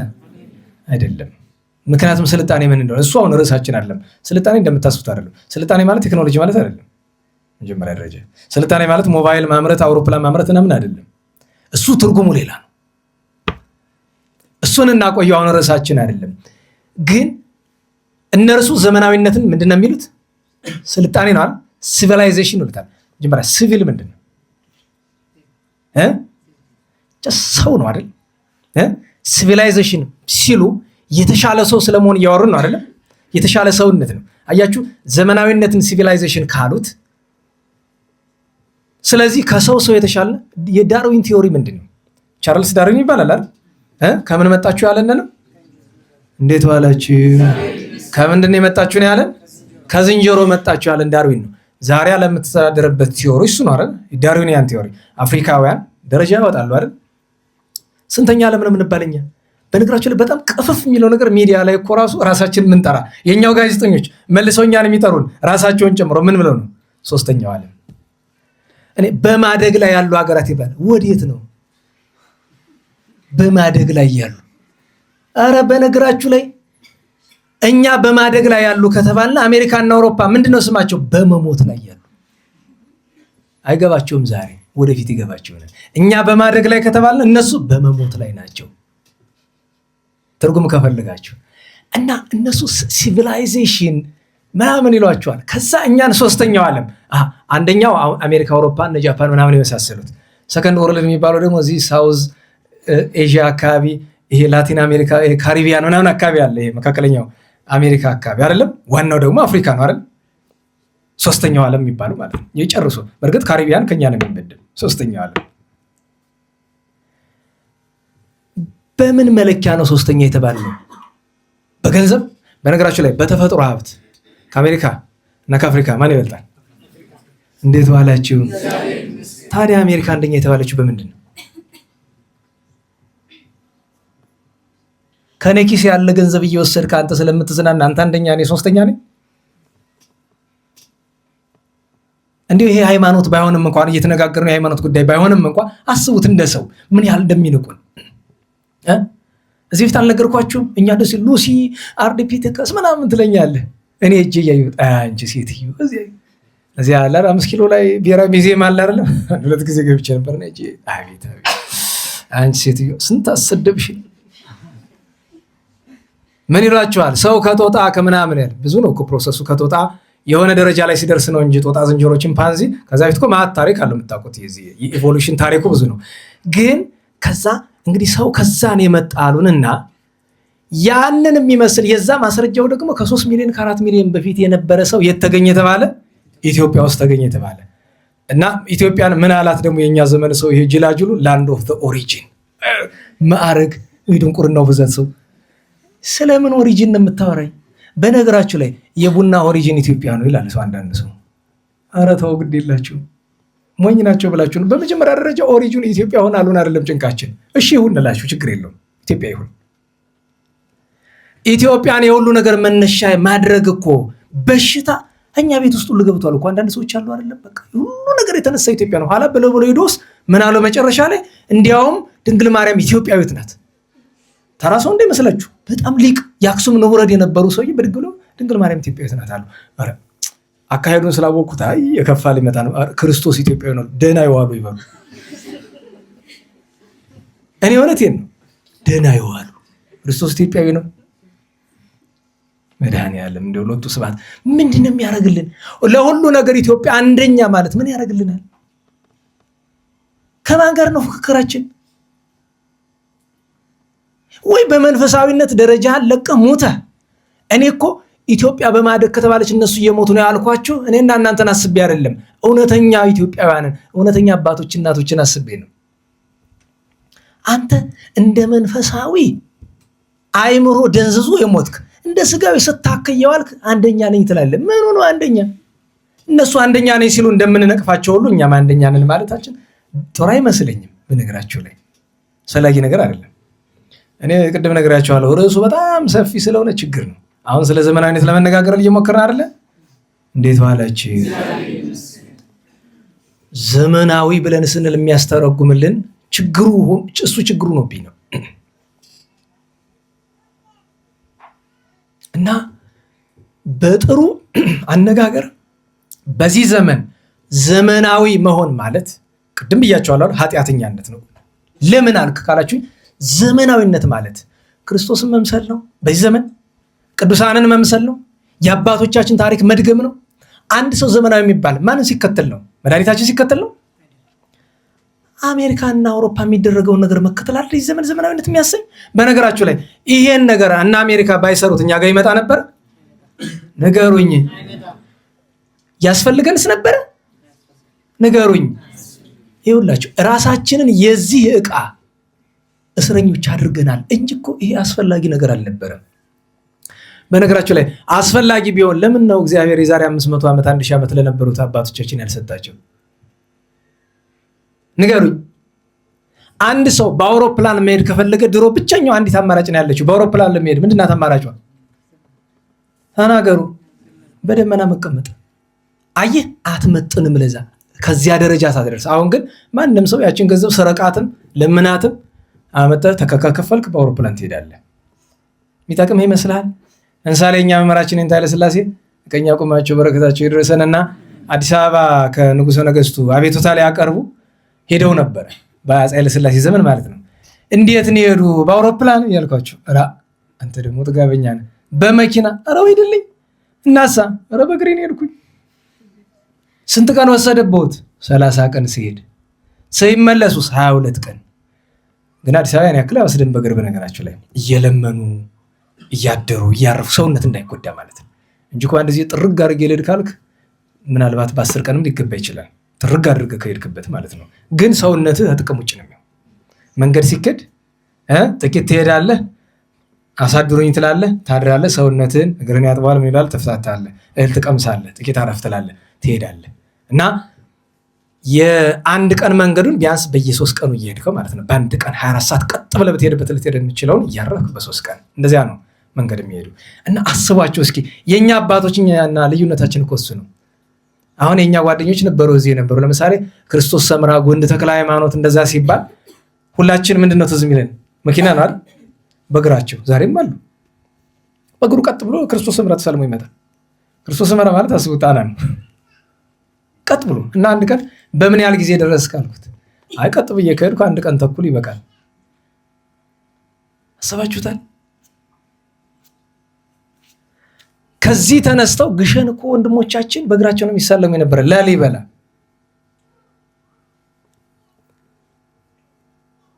አውቃለሁ ምለው ነገር አይጠፍትም ለአንዳንድ ሰው። ለምን ይመስላችኋል? እስረኛንን፣ የአውሮፕላን እስረኛንን፣ የመኪና እስረኛ እንኳን ሌላ ይቅርና ነው። ባለባጃጅ አሁን ሞልቷል እዚህ ሁሉ በዚህ ቤት ባጃጅ የሌለው የለም። እና አስባችሁታል? ከዚች ቢቀር እኔ ይገርመኛል። እኔ ራሱ ለምሳሌ ከዚህ ተነስቼ ወልደ ነጎድጓድ 1 ኪሎ ሜትር በባጃጅ ቂርቆስ በባጃጅ የቀረኝ ባታ በባጃጅ መምጣት እና ሚካኤል መጨረሻ ደግሞ እዚችው አንድ አስፋልት ነው የምትለየና አይደል? በባጃጅ ሁሉ ነገር ጥሩ ነው፣ ያስኬዳል። እስረኞች ሆነናል። ድሮ ነፍሳቸውን ይማር እዚህ የነበሩት አስተዳዳሪ ዲያቆኑን ና ባባ ምንድን ነው ሂድና አቦ ከአለቃ መኮንን ስልካቸውን ተቀበለልኝ ነው የቤት ስልክ ተቀብሎ መጣ። ስልኩን ተቀብሎ መጣ። ደወሉና አለቃ እንዴት ሰነበቱ? ደህና ነዎት ብለው አወሩ። ልብ በሉ። ሊያናገሯቸው የፈለጉበት ቦታ ማን ተልኳል? አንድ ዲያቆን ተልኳል። ምን ለማምጣት? ስልክ ለሰላምታው። መልእክት ካለ እሱ መላክ ይቀላል ወይ ራስ መሄድ ክፋት የለውም። ግን አስቡት። እኔ ለዛ ነው ክብረ በዓል በሚመጣ ጊዜ በሜሴጅ እንኳን አደረሰ የሚሉኝ ሰዎች አይቼ ትርጉም አይሰጠኝም። አስባችሁታል? እንኳን አደረሰ ለመባባል እንዴት ነው? በአካል ተገናኝቶ ነው አይደል? እንዴት ዋላችሁ? መጀመሪያ እንኳን አደረሰ ብለህ ስትልክልኝ አንተ ትሆን ወይ ሲስተሙ የላከልኝ? እኔ በምን አውቃለሁ? እውነቴን እኮ ነው። ሲስተም ይለካል እኮ እንደዚህ ያደርጋል። በነገራችሁ ላይ ስልካችሁ ላይ እንትን አለ፣ ስኬጁል አታውቁም? የስልክ ስኬጁል አለ እኮ። ስኬጁል አድርጌው ለምሳሌ እኔ ሸክፎኝ ይሆናል እግዚአብሔር። እዛ በየበዓሉ እንኳን አደረሰ እያለ ስልክ ይልክልሃል። ባትሪው ካላጠፋ በቀር ደግሞ ኦንላይን ቻርጅ ተደርጎ ከሆነ ደግሞ ለምሳሌ ቻርጅ ታደርጉታላችሁ። የእኛ ሀገር መብራት ጥሩ ነው እግዚአብሔር ይስጠው፣ በየመሃሉ ስለሚጠፋ ስልኩ ይሰነብታል። ለምን መሰላችሁ? ፉል ይላል፣ ቆይቶ መብራቱ መጥፋቱ አይቀርም። ከዛ ትንሽ ሲጎል ደግሞ መታወንም ፉል ያደርገዋል። እንዲህ ያደረገው መቼም 6 ወር 1 ዓመት ስልኩ እስከሚፈነዳ ድረስ ሊቆይ ይችላል። ከዛ በመሃል ቤት አንተ ይሄ ሰውዬ እየላከልኝ ትላለህ። ላልኖር እችላለሁ፣ ምን እናውቀው? ሲስተም እኮ አለ። እንኳን ይቅርና ዋናው ሲስተም የእናንተም ስልክ እንደዛ ማድረግ ይችላል። እና ዘመናዊነት ማለት እኔ ከሚያሳዝኑኝ ነገሮች መካከል አንደኛው ከዓለም አልፎ ከሀገር አልፎ ዛሬ ቤተክርስቲያን እንኳን እንደ ለምሳሌ ድምፅ ማጉያን ላነሳላችሁ፣ ስፒከር አለ አይደል? ነናላችሁ ስፒከር በቤተክርስቲያን ምንድን ነው? አሁን እኔ እየለፈለፍኩ ያሉት በዚህ ነው አይደለም? ይሄ ሳይኖር የጎደለብን ነገር ነበረ? እንዴት ዋላችሁ? የጎደለብን ነገር ነበረ? የሚገርማችሁ ግን ያለዚህ ማስተማራውን ጭንቅ ነው አይደል? ለምን ራሴን የዚህ እስረኛ ያደረኩት? የዚህ ማይክ የዚህ ድምፅ ማጉያ ራሴን እስረኛ ያደረኩት። የሚገርማችሁ ነገር በጣም የሚቀፈው ለምሳሌ ማህሌት አለን አይደል? ማህሌቱ በድምፅ ማጉያ የሚተላለፍበት ምክንያትን የማይገባኝ እኔ ለምሳሌ ለምንድን ነው? እስቲ እንዲያው የንታ ክቡርን ከታላቅ አክብሮት ጋር ጠይቅልኝ። እንዲያውም በአታ የተሻለ ነው ለማህሌት አጠቃቀሙ፣ በማህበር ስለሚቆም አንድ ሰው አይደለም የሚይዘው። ምንድን ነው ዓላማው? ለማን ነው ድምፅ ማጉያው? እግዚአብሔር በማይክ ነው የምሰማ ብሎ ነው? ለህዝቡ እንዳይባል ትሰሙታላችሁ። ምን እየተባለ እንደሆነ ታውቃላችሁ? አታውቁም። በዛ ላይ ሰው ቤተክርስቲያን ማህሌት ሊሰማ ነው የሚመጣ አይደለም፣ ጸሎት ሊያደርግ ነው የሚመጣ። ለምን ጸሎት እንዲያደርግ አተውትም? ሰውን በማያውቀው ነገር ከምናደነቁረው ለምንድን ነው የሚያውቀውን ጸሎት በራሱ የማያደርስ?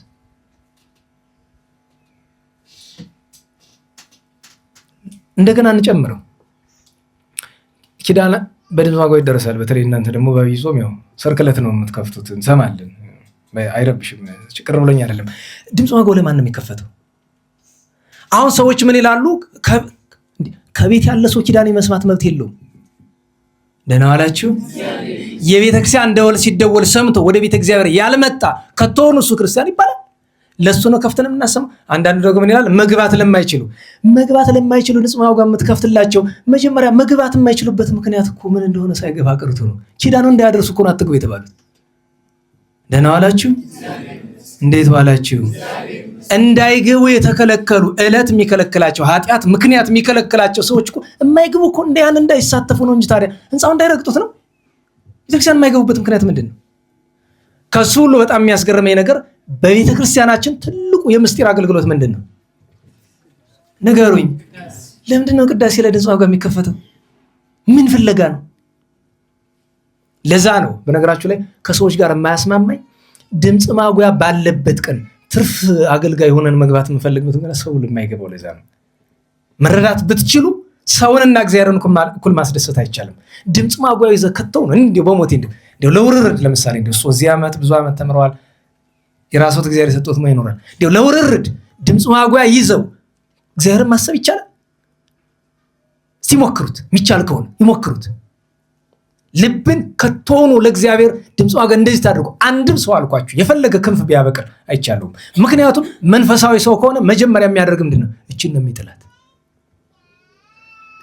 ጸሎቴን ስሙልኝ እኮ ነው። በነገራችሁ ለድምፅ ማጉያ ይዞ በማህሌት ላይ ይዞ የሚጮህ ሰው ምንድን ነው እያልኩ ያለሁት? ስሙልኝ ነው። ቅዳሴን ስሙልኝ። ከሁሉ በላይ በጣም የሚቀፈውና የሚያሳዝነው ጻው ንዑስ ክርስቲያን ይባላል። የክርስቲያን ታናናሾች ነገሩኝ ውጡ ይባላል። ለምን? ከዚያ በኋላ ያለውን መሳተፍ የሚችል ቆራቢ ብቻ ስለሆነ ማዳመጥም አይችሉም። መቁረብ ብቻ አይደለም በነገራችሁ ላይ ማዳመጥም ስለማይችሉ እንጂ መቁረብ ቢሆንማ እኮ ቆራቢ ለብቻ ነው፣ ሌሎች ደግሞ ለብቻ ነው የሚቆሙበት ቦታ አይደለም። እንደዛ ማድረግ ይቻላል እኮ። ከዚያ በኋላ ያለውን የምስጢር ቃላት አኮቴተ ቁርባንን ማዳመጥ አይችሉም። እኛ ግን አኮቴተ ቁርባንን በአደባባይ ነው የምንዘራው፣ በአደባባይ። ከዚያ ደግሞ ቅር ይለዋል። እቺ ቀረችብኝ ዕጣነ ሞገር ለምንድን ነው በድምፅ ማጉያ የማይደረስ ይላል። ምንድን ነው እናንተ ስብከት ይዛችሁበት ይህን ድምፅ ማጉያ ስጡና እንጂ ዕጣነ ሞገር እናደርስበት ይላል አንዳንዱ ደግሞ ዝማሬውን እንበልበት እንጂ። አሁን ደግሞ ቅርብ ጊዜ ምን ተጀመራለች? መልካ ቁርባን እናደርስበት እንጂ። ስሙን ይህች ድምፅ ማጉያ ከገባች ጀምሮ ነው መንፈስ ቅዱስ ከኛ የተለየ እንድታውቁት። አጠቃላይ ቤተክርስቲያን ላይ ትልቅ ውርደት ውስጥ ነው የገባን። አሁን ስታስቡት በቤተክርስቲያን ድምፅ ማጉያ ቢኖር ነው ባይኖር ነው የሚሻል? ከእግዚአብሔር ለመታረቅ ባይኖር ነበር የሚሻል። ለዛ ነው ከምኞቶች አንዱ ይሄ በኢትዮጵያ በቤተክርስቲያን ያለው ማይክሮፎን ሲስተም በሙሉ ፌል ቢያደርግና መጠገን ባይችል አንድ ደስታ ነው፣ ይሄን ጨምሮ ማለት ነው። ምንም ፋይዳ የለም። አሁን ይሄን ለምንድን ነው ሲባል ከአዳራሽ ውጭ አለ ቃል እግዚአብሔር እንዲሰማ ትለኛለህ። ቃል እግዚአብሔር ከፈለገ ለምን ይንኳተታል? ቀድሞ መጥቶ አይገባም? በነገራችሁ ላይ ይሄን ከመጠቀምና አዳራሹን ሰፋ አድርገው ለሰው እንዲሆን ከማድረግ ወይስ ከዚህ ሁሉ ከውጭ ማንማር? አይ ላይ ፈቅዶልን ይሆናል እንጂ ከፈቅዶልን ከውጭ ማንማር። ሜዳው ይበቃል። ማይኩ ምን ያስፈልጋል? እንደ ብድ እየለፈለፍኩ ነው መሰል አይደል? አዎ ምንጊዜም ቢሆን ምንድን ነው እውነትን ተረድቶ ለመኖር የሚያቅተው ሰው አባቶቻችን ምን ይሉታል? እውነትን ያልተረዳ ሰው ሙሉ እብድ ነው ይባላል። እውነት ተረድቶ ደግሞ ለመኖር ያቃተው ሰው ግማሽ እብድ ነው ይባላል። እና ዛሬ ላችሁ እየሞከርኩት ያለሁት ነገር ዘመናዊነት ተብሎ በዚህ ዘመን የተሰጠው ትርጉም፣ ዓለም የሰጠችው ትርጉም፣ እኛ የተረዳነው ትርጉም ከቶውኑ ለቤተክርስቲያን ከቶውኑ ለነፍሳችን ለመንፈሳዊ ህይወታችን ጠላት ነው። ስለዚህ በነገራችሁ ላይ ስለ ሚውዚክ ኢንዱስትሪ አላነሳንም፣ ስለ ፊልም ኢንዱስትሪዎች አላነሳንም፣ ስለ ስፖርቱ አላነሳንም፣ ስለ ሚዲያው አላነሳንም። በዚህ ዘመን የዘመናዊነት መገለጫ ስለሆኑት ነገሮች አላነሳንም። ኢቭን ስለ ስልክ ስለ ኢንተርኔት አላነሳንም፣ ገና አላነሳንም። ይህን ሁሉ እንነጋገር ከተባለ ተከታታይ ቀን ተከታታይ ትምህርት ያስፈልጋል። ዛሬ ልላችሁ እየሞከርኩት ደህና ዋላችሁ ልላችሁ እየሞከርኩት ያለው ነገር የስጋቱን መጠን እንድትረዱ ፍንጭ ልሰጣችሁ እየሞከርኩ ነው። አውቃለሁ ምናልባት እብድ ለመሰላችሁ ይችላሉ፣ ልሆንም ይችላል። እውነቴን ነው። አንዳንዱ ሰው ምን እያልኩ እንደሆነም ግራ ሊገባው ይችል ይሆናል። የሚገባችሁም ትኖሩ ይሆናል። ይኸውላችሁ ቢያንስ አልኳችሁ ይሄ የማን ስልክ ነው? ተው እንጂ ገንዘብ የወጣበት እኮ ይሄ ስልክ የማን ነው? ነገሩኝ። እቃውን ማለት ነው፣ ሲስተሙን አይደለም። እቃው የማን ነው? ይሄ እቃነቱ ለጊዜው ሆነ ጃረል ያለ። አዎ ይሄ ስልክ ከኔ ጋር እያለ አይምሮዬም ሰውነቴም ጤና እንደማይኖር አውቃለሁ። ጠዋት ማታ ስልኩን ሳየው የሚሰማኝ ስሜት ይሄ ነው። እንደውም አንድ ወንድማችን ምን ብሎ ጽፎ አየሁት፣ የአይቲ ባለሙያ ነው። ከሶሻል ሚዲያ የምትለይበትን ሲስተም ለምን አንቀርጽልም? 3-4ቱንም ሙያው አለን እንችላለን አለ። በቃ ግን ዞሮ ዞሮ ከኢንተርኔት ውጭ መሆን አይችልም። የሚቀርጹት ነገር ከስልክና ከኢንተርኔት አያስወጣም ነው። ምክንያቱም እኛ የምንፈልገው ነገር ምንድን ነው? ያለ ይሄ ቀፎ ጭራሽ ከቤታችን የማይኖርበት እንኳን ሌላ ይቅርና ታውቃላችኋል፣ እዚህ ውስጥ ያለው ዛሬ ስታቸው አዎ ከፈለጋችሁትማ ይኸው እናጥፋላችሁ። ድምፅ ማጓውን ነው ያጥፉት፣ ችግር የለም። እንዴት ዋላችሁ? የሰው ልጅ ከቶውኑ አልኳችሁ። አሁን አለዚህ መኖር ይቻላል ወይስ አይቻልም ብሎ የሚጠይቀኝ ሰው ካለ ይቻላል። በዚህ ዘመን ታውቃላችሁ ጭራሽ ስልክ የማይነኩ ሰዎች እንዳሉ አሉ እኮ። ደረጃውን ልንገራችሁ። ስለ ስልክ ብቻ አይደለም፣ ስለ አጠቃላዩ ነገር ስለ ቴክኖሎጂ ስታስቡ 3 አማራጮች አሉ። እንዴት ዋላችሁ? የመጀመሪያው አማራጭ ከቶኑ ከእንደዚህ አይነት ነገሮች ለሚቻለው ሰው መራቅ ነው። ከየትኛውም አይነት ዘመናዊ ከተባለ ቴክኖሎጂ ከተባለ ነገር ራስን ማራቅ ይቻላል። ምን ይከለክላል? መጽሐፍ ምን አለ? ለሚያምን ሁሉ ይቻላል። የመጀመሪያ እንደዚህ ስል ታዲያ የሚለኝ ተንኮለኛ ሰው ምንድነው? የሚቻል ከሆነ አንተ ምን ነው ይላል። እኔ አንተ ብጤ በሽተኛ እኮ ነኝ። እኔ እኮ እየተነጋገ እንደዚህ ስሜታዊ ሆኜ እኮ የምናገርህ ከአንተ የከፋው በሽተኛ ነኝ በዚህ ጉዳይ። ቅድም ብያችኋለሁ፣ የምናገረው እኔም ስለገባሁበት ህመም እናንተም ስላላችሁበት ህመም ነው። ስለ ህመማችን ነው የምንነጋገር። ቢያንስ እግዚአብሔርን የማመሰግነው ህመምተኛ እንደሆንኩ የቴክኖሎጂ የዚህ ዘመን እስረኛ እንደሆንኩ ግን ማወቄን አመሰግነዋለሁ። ቢያንስ መውጫ ቀዳዳይን እፈልጋለሁ። ቢያንስ ጠዋት ማታ አድነን ጊዜው እያልኩ ጮሃለሁ። ቢያንስ አማራጭ 1 መራቅ ነው ከቶሆነ። አማራጭ 2 እኛ ለጉዳት የሚያጋልጡበት መጠናቸው ዝቅ ያሉ የቴክኖሎጂ ክፍሎች አሉ። ለምሳሌ ከስልከው ጎን ለምሳሌ እቺ ምንድነው የምትባል በተን ስልክ የምትባላለች አይደለም? ኢንተርኔት ያላትን አይደለም ኢንተርኔት የሌላት አለች አይደል? ብቻ ሜሴጅ መጻፊያ እና መነጋገር ነው ያተር። አሁን ከሷና ከዚህ የትኛው ይሻላል? ኧረ በሞቴ አብዛኛው ሰው የሚላችሁ ይሄ ይሻላል ነው አይደል? ኢንተርኔት አለው ምናምን አለው ፎቶ ያነሳላል። በነገራችሁ ላይ የሚገርማችሁ ነገር እስኪ ስማርትፎን እንደዚህ አይነት ያላችሁ ፎቶ ውስጥ የእናንተ ስንት ፎቶ ነው ያለ? እስኪ ቁጠሩት በሞቴ የሚቆጠራችሁ ከሆነ ብዛቱ። እኔ እውነቴን ነው የኔ እነዚህ ውስጥ ያለውን ብቆጥረው ስንት ሺህ ይሆናል? ማአት ሺህ ነው። ምን ላደርገው ነው ያን ሁሉ ፎቶ የተነሳሁት ወገኔ?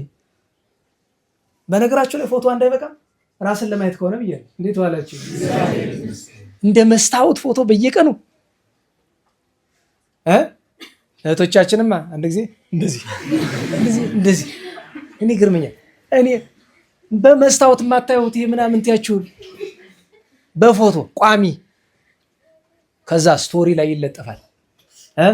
እየኝ እያንዳንድሽ እየኝ እንደዚህ ነኝ ነው። ይሁላችሁ አልገባንም። ያልገባን ቴክኖሎጂው አይደለም ክርስትናው አልገባንም።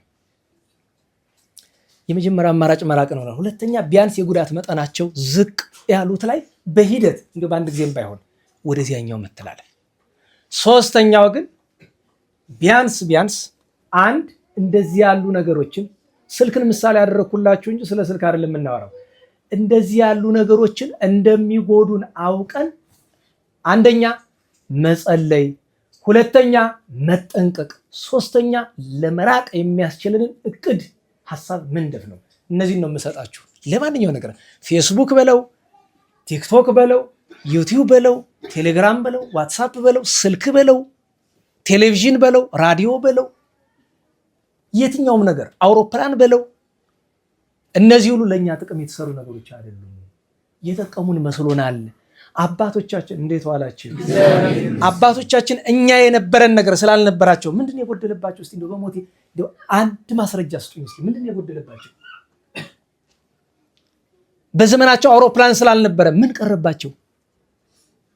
ሞባይል ስላልነበረ ምንድን የቀረባቸው? ፌስቡክ ስላልተጠቀሙ ምንድን የቀረባቸው? ለዚያ ነው ሳምንት አልነገርኳቸው? ሳምንት ወይ ሰኞ ከዚህ ዘመን ጽድቅ የቀድሞ አባቶቻችን ኃጢአት ይሻላል ይባላል አላልኳችሁ? እሱ ነው ልዩነት። ትልቁ ችግር እሱ ነው። እና ስለዚህ ዘመናዊነትና ክርስትና ትምህርት እንማር ከተባለች መነሻዋ ናት። ወደፊት ዝርዝሩን እንገባበት ይሆናል። ይሄን ያለፍልፈብን ሁሉ መግቢያ ነው ካላችሁ፣ አረ መግቢያም አትሆንም። እቺ ግን ዓለም ላይ ያለ በዚህ ዘመን ዘመናዊ ማለት አሜሪካ፣ አውሮፓና ምስራቁ ዓለም ላይ የተደረጉ ነገሮችን መከተል ስለሆነ እንጠንቀቅ፣ እንወቅ ነው በቃ። እንኳን ሌላ ቀርቶ አሁን ስልክ አለ፣ ሪከርደሩ ኦን ተደርጓል አይደል? እኔ ሬዚ ሪከርድ እያደረኩ ነው። ሲስተሙ ያለው ሰው ካለ ከዚህ ከቅጥረ ቤተክርስቲያኑ ውጭ ሆኖ አሁን እየለፈለፍኩት ያለውን ሞባይሉ ላይ ሆኖ የሚሰማኝ ሰው አለ። ፕራይቬሲ የሚባል ነገር የለም። በነገራችሁ ላይ ስልክ እያወራችሁ እዚህ አካባቢ አረንጓዴ ላይት ብልጭ ብልጭ ሲል ታያላችሁ። አንዳንዱ ነገር ደንቆሮ የሰማ ቀን ያብዳል ይላሉ አባቶቻችን።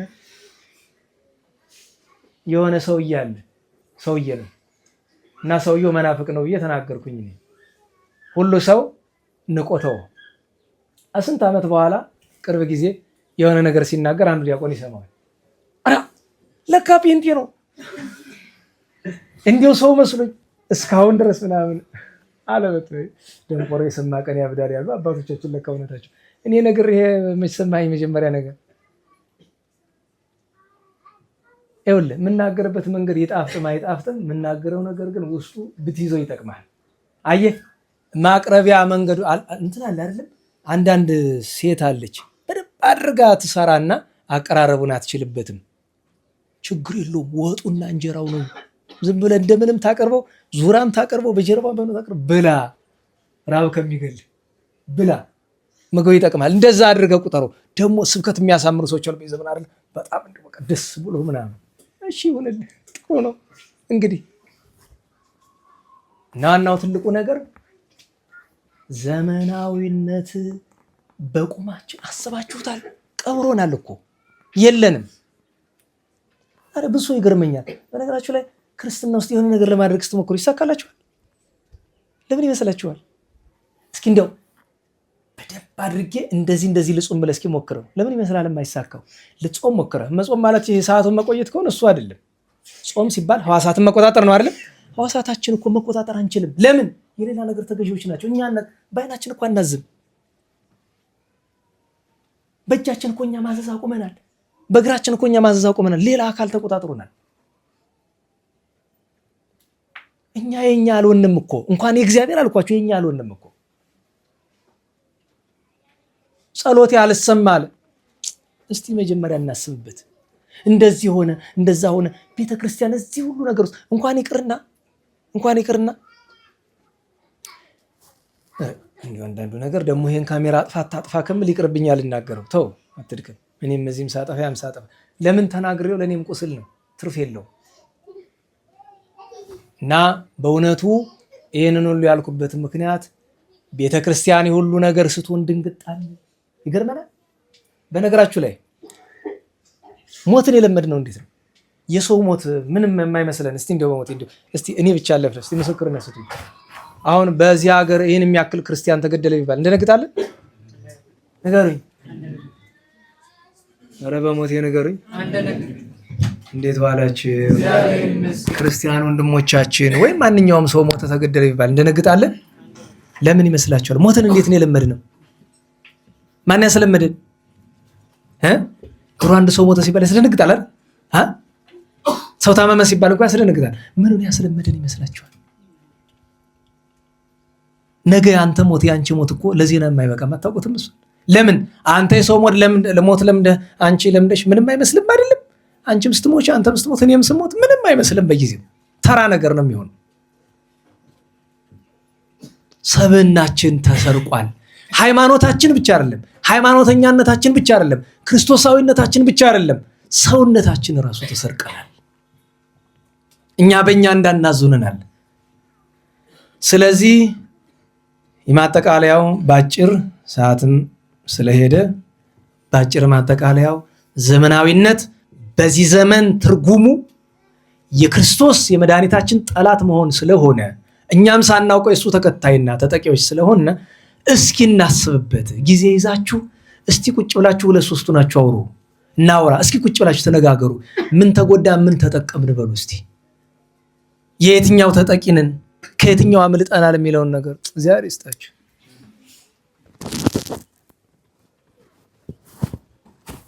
ህዳሴው ግድብ እድሜ ይስጥህ። እንተና እንደዚህ የምታረገን ደህና ነበርን። እንዴት ዋላችሁ?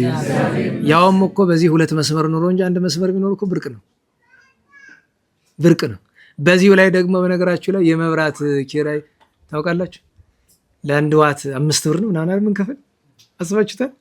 አንዲት ደሳሳ ጎጆ ያለችው ሰው በወር 1000 ብር ምናምን ይከፍላል ለመብራት ማለት ነው። ምንም ሳይጠቀምበት መብራት አይደል? እድሜ ይስጥህ እናንተ ሳለቆ ቢሆን እግዚአብሔር መድኃኔዓለም ይማረን። ስለዚህ ቁጭ ብለን እናስብ፣ እንወያይ። መጀመሪያ ከገዛ ህሊናችን ጋር ከሁሉ በሚቀድም ከእግዚአብሔር ጋር ፈጣሪ ሆይ ይቺ ዓለም እንኖርባታለን። ለአንዳንዶቻችሁ ስልኩም ፌስቡኩም ሌላውም ነገር ለጊዜው የማትተውት ነገር ሊሆን ይችላል። እኔ እኮ በሞቴ እያልኩ ያለሁት ነገር ቢያንስ ጎጂ እንደሆነ እንወቀው እኮ ነው። እስኪ ልጠይቃችሁ፣ እየተነጋገርን ያለው ነገር ትንሽ ተረድቷችኋል? እኔም ልቤ ይረፍ። ይሄን ያህል ጩኬ ህመም ገዝቼ ከቤቴ ከምገባ ጥቂት ገብቷችኋል? በቃ ቢያንስ የመጀመሪያው ትልቁ ነገር ከእያንዳንዷ ስልካችን ላይ ካለችው ነገር ጀምሮ እየጎዳን ነው እየጠቀመን ነው ብለን እናስብ። መጀመሪያ ከእግዚአብሔር አልጠቀምም። ምን በየሁለት ደቂቃ ያበራ ያጠፋ። እንዴት ዋላችሁ? እሺ እንጠቀም። ደግሞ ውጭ ያሉት ስላሉ ለጊዜው ስለለመዱ ይኸውላችሁ። እንዴት ዋላችሁ? መጀመሪያ ከእግዚአብሔር ጋር እንነጋገር። ፈጣሪ ሆይ አድነኝ፣ እኔ ከማውቀውም አድነኝ፣ ከማላውቀውም አድነኝ። አንድ ሁለተኛ፣ ከዚያ በጥሞና ቁጭ እንበል። እኔ ግን አሁን ዘመናዊነት ከሚባለው አጠቃላይ ዓለም ዘመናዊ ነገር ከምትለው ነገር ውስጥ የትኛው ህመምተኛ ነኝ? እንዴትስ ላምልጥ? ቁጭ ብሎ ማሰብ። ከዛ ደግሞ ከባልንጀራ ጋር መጨዋወት። እውነቴን ነው። እናንተ ዲያቆናት የማትጀምሩት ለምንድን ነው? ለምሳሌ ስብሐተ ፍቁር ስታደርሱ ድምፅ ማጓ አይከፈትም አይደል? ስብሐተ ፍቁር የበለጠ ደስ ይላል እኮ። ለምን? ከእግዚአብሔር ጋር ነው የምትነጋገሩት፣ ከሰው ጋር አይደለም። ድምፅ ማጓ ሲከፈት ግን ንግግሩ ወደ ማን ይሆናል? ጸሎት ቢል ተናግሮም ስለ እግዚአብሔር ነው አይደለም? ማይክ ሲከፈት ግን ከማን ጋር ሆነ? ከሰው ጋር። አሁን እየተናገርኩ ያለው እኮ ለፈጣሪ አይደለም። ለማን ነው? ለእናንተ ነው። ከእግዚአብሔር ጋር ለመነጋገር ድምፅ ማጓ ያስፈልጋል። በነገራችሁ ላይ ከአገልግሎት እያበላለጥን ነው። አንዱ ላይ ድምፅ ማጓ የሚከፈት አንዱ ላይ የሚዘጋ ለምን? ስለዚህ ለምን አትነጋገሩበትም? ራስን ማራቅ እኮ ጥሩ ነው። በሌላ ነገር አብነት ካልሆናችሁ እስኪ በዚህ አብነት አድርጉን። ፈንጠር ማለት እኮ አንዳንድ ቀን ጥሩ ነው። ሁሉ ጊዜ ላይ ይችላል። ስለ ክብረ በዓል፣ ሰንበት፣ ወር በዓል በሚሆንበት ጊዜ ናችን ምናልባት ከውጭም ባይሆን እንኳ ከውስጥ ላለው ሰው ቃሉ ይሰማ ቀለሙ ይሰማ ተብሎ ይባላል። ግን አስቡት፣ ተንሱ ይላሉ አይደለም? ተንሱ ለጸሎት ካሉ በኋላ ሌላኛው ዲያቆን ተንሱ ሲል እግዚኦ ተሳሃለነ ሲሉ ሲያመጣሉ ተሰጥቶን ማለት ነው። ወደ አንተ ጩህበት ወደዚህ የኮፈሊት ነው። ለምሳሌ ግድ መስማት ያለበት ሰራይ ከሆነ ለምሳሌ ሰራይ እያንዳንዷ ቃልም መሰማት አለባት ሊባል ይችላል። ለምን? አንዱ በድምፅ ማጓያ ሲል አንዱ አለል ሲል የዛኛው ፓወር የኛው እንዳይደመጥ ያደርገዋል እና ከውስጥ ያለው ምዕመን እንዳይሰማ ይሆናል። ግን ተሰጦ ሲመጣ ሁልጊዜ ላይሆን ይችላል። አይ ከሰውና ከእግዚአብሔር ጋር እኩል መነጋገር አይቻልም። ግድ የለም ግን እንደዛ ብታረጉ ምንድነው ይባል ሲወጣ ዛሬ አያገሌ ምን ነክቶት አኩርፎ ነው ምን ይባላል? ድምፅ ማጓያ እኮ እምቢ አለ ይባላል። ግን ማስለመድ ይቻላል። አሁን በነገራችን እንዴት ዋላችሁ? ስንኖር በድምፅ ማጓያ ቅዳሴ ተሰማምተን አናውቅም አይደለም? አዎ። ለምን? ሰውና እግዚአብሔር ጋር እኩል መነጋገር ስለማይቻል እንጂ አንተ የምትችላት ተንሱ ጠፍታን እንዳይመስል። አንዳንድ ሰው ታስታውሱ የለዛች ለካ ቅዳሴ ትችላለህ። ይሄ ደንቆሮ ደግሞ ሰንበት ተማሪውም ይችላል ደግሞ ተንሱ ጸልዩ። ምንም ሙያ አድርገው ነው እንዴ? መንፈሳዊነቱ ነው እንጂ ታላቅነት እንጂ ተንሱ ጸልዩ ማለት ናት እንዴ? ያችን ዜማ ማጥናት ደግሞ የዘንድሮ ደብረ አባይ ሁሉ ይሄ ሁሉ ደብረ አባይ አይደል? እዚህ ውስጥ ሞልቷል። ማይሌት ሁሉ እዚህ አይደል ያለ? እያንዳንዷ ከነጥፋቷ እንደምናምኑ እነ ምልክቷ አለች አይደል?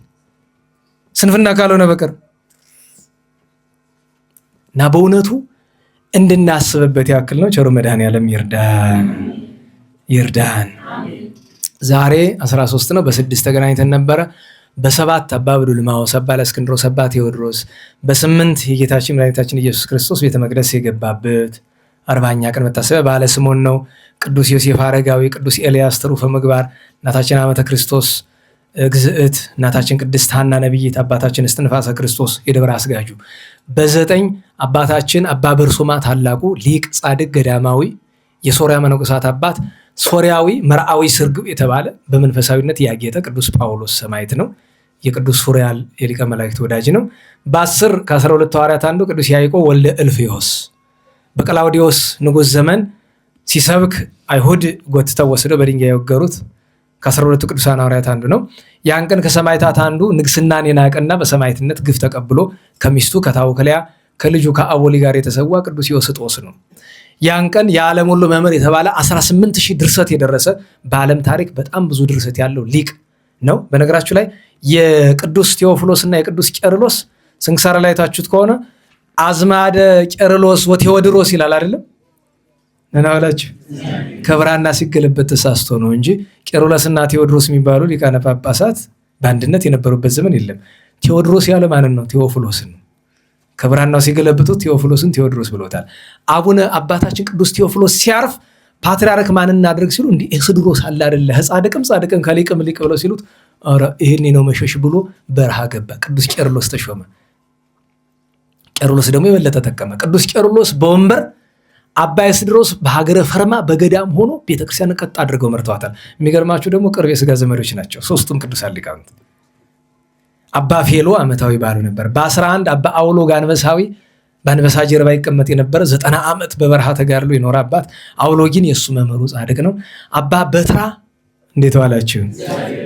በገዳም እያለ አባታችን በትራ በጣም ገድለኛ አባት ነበር። ኋላ ጳጳስ አደረጉት፣ ኤጲስቆጶስ ሆነ።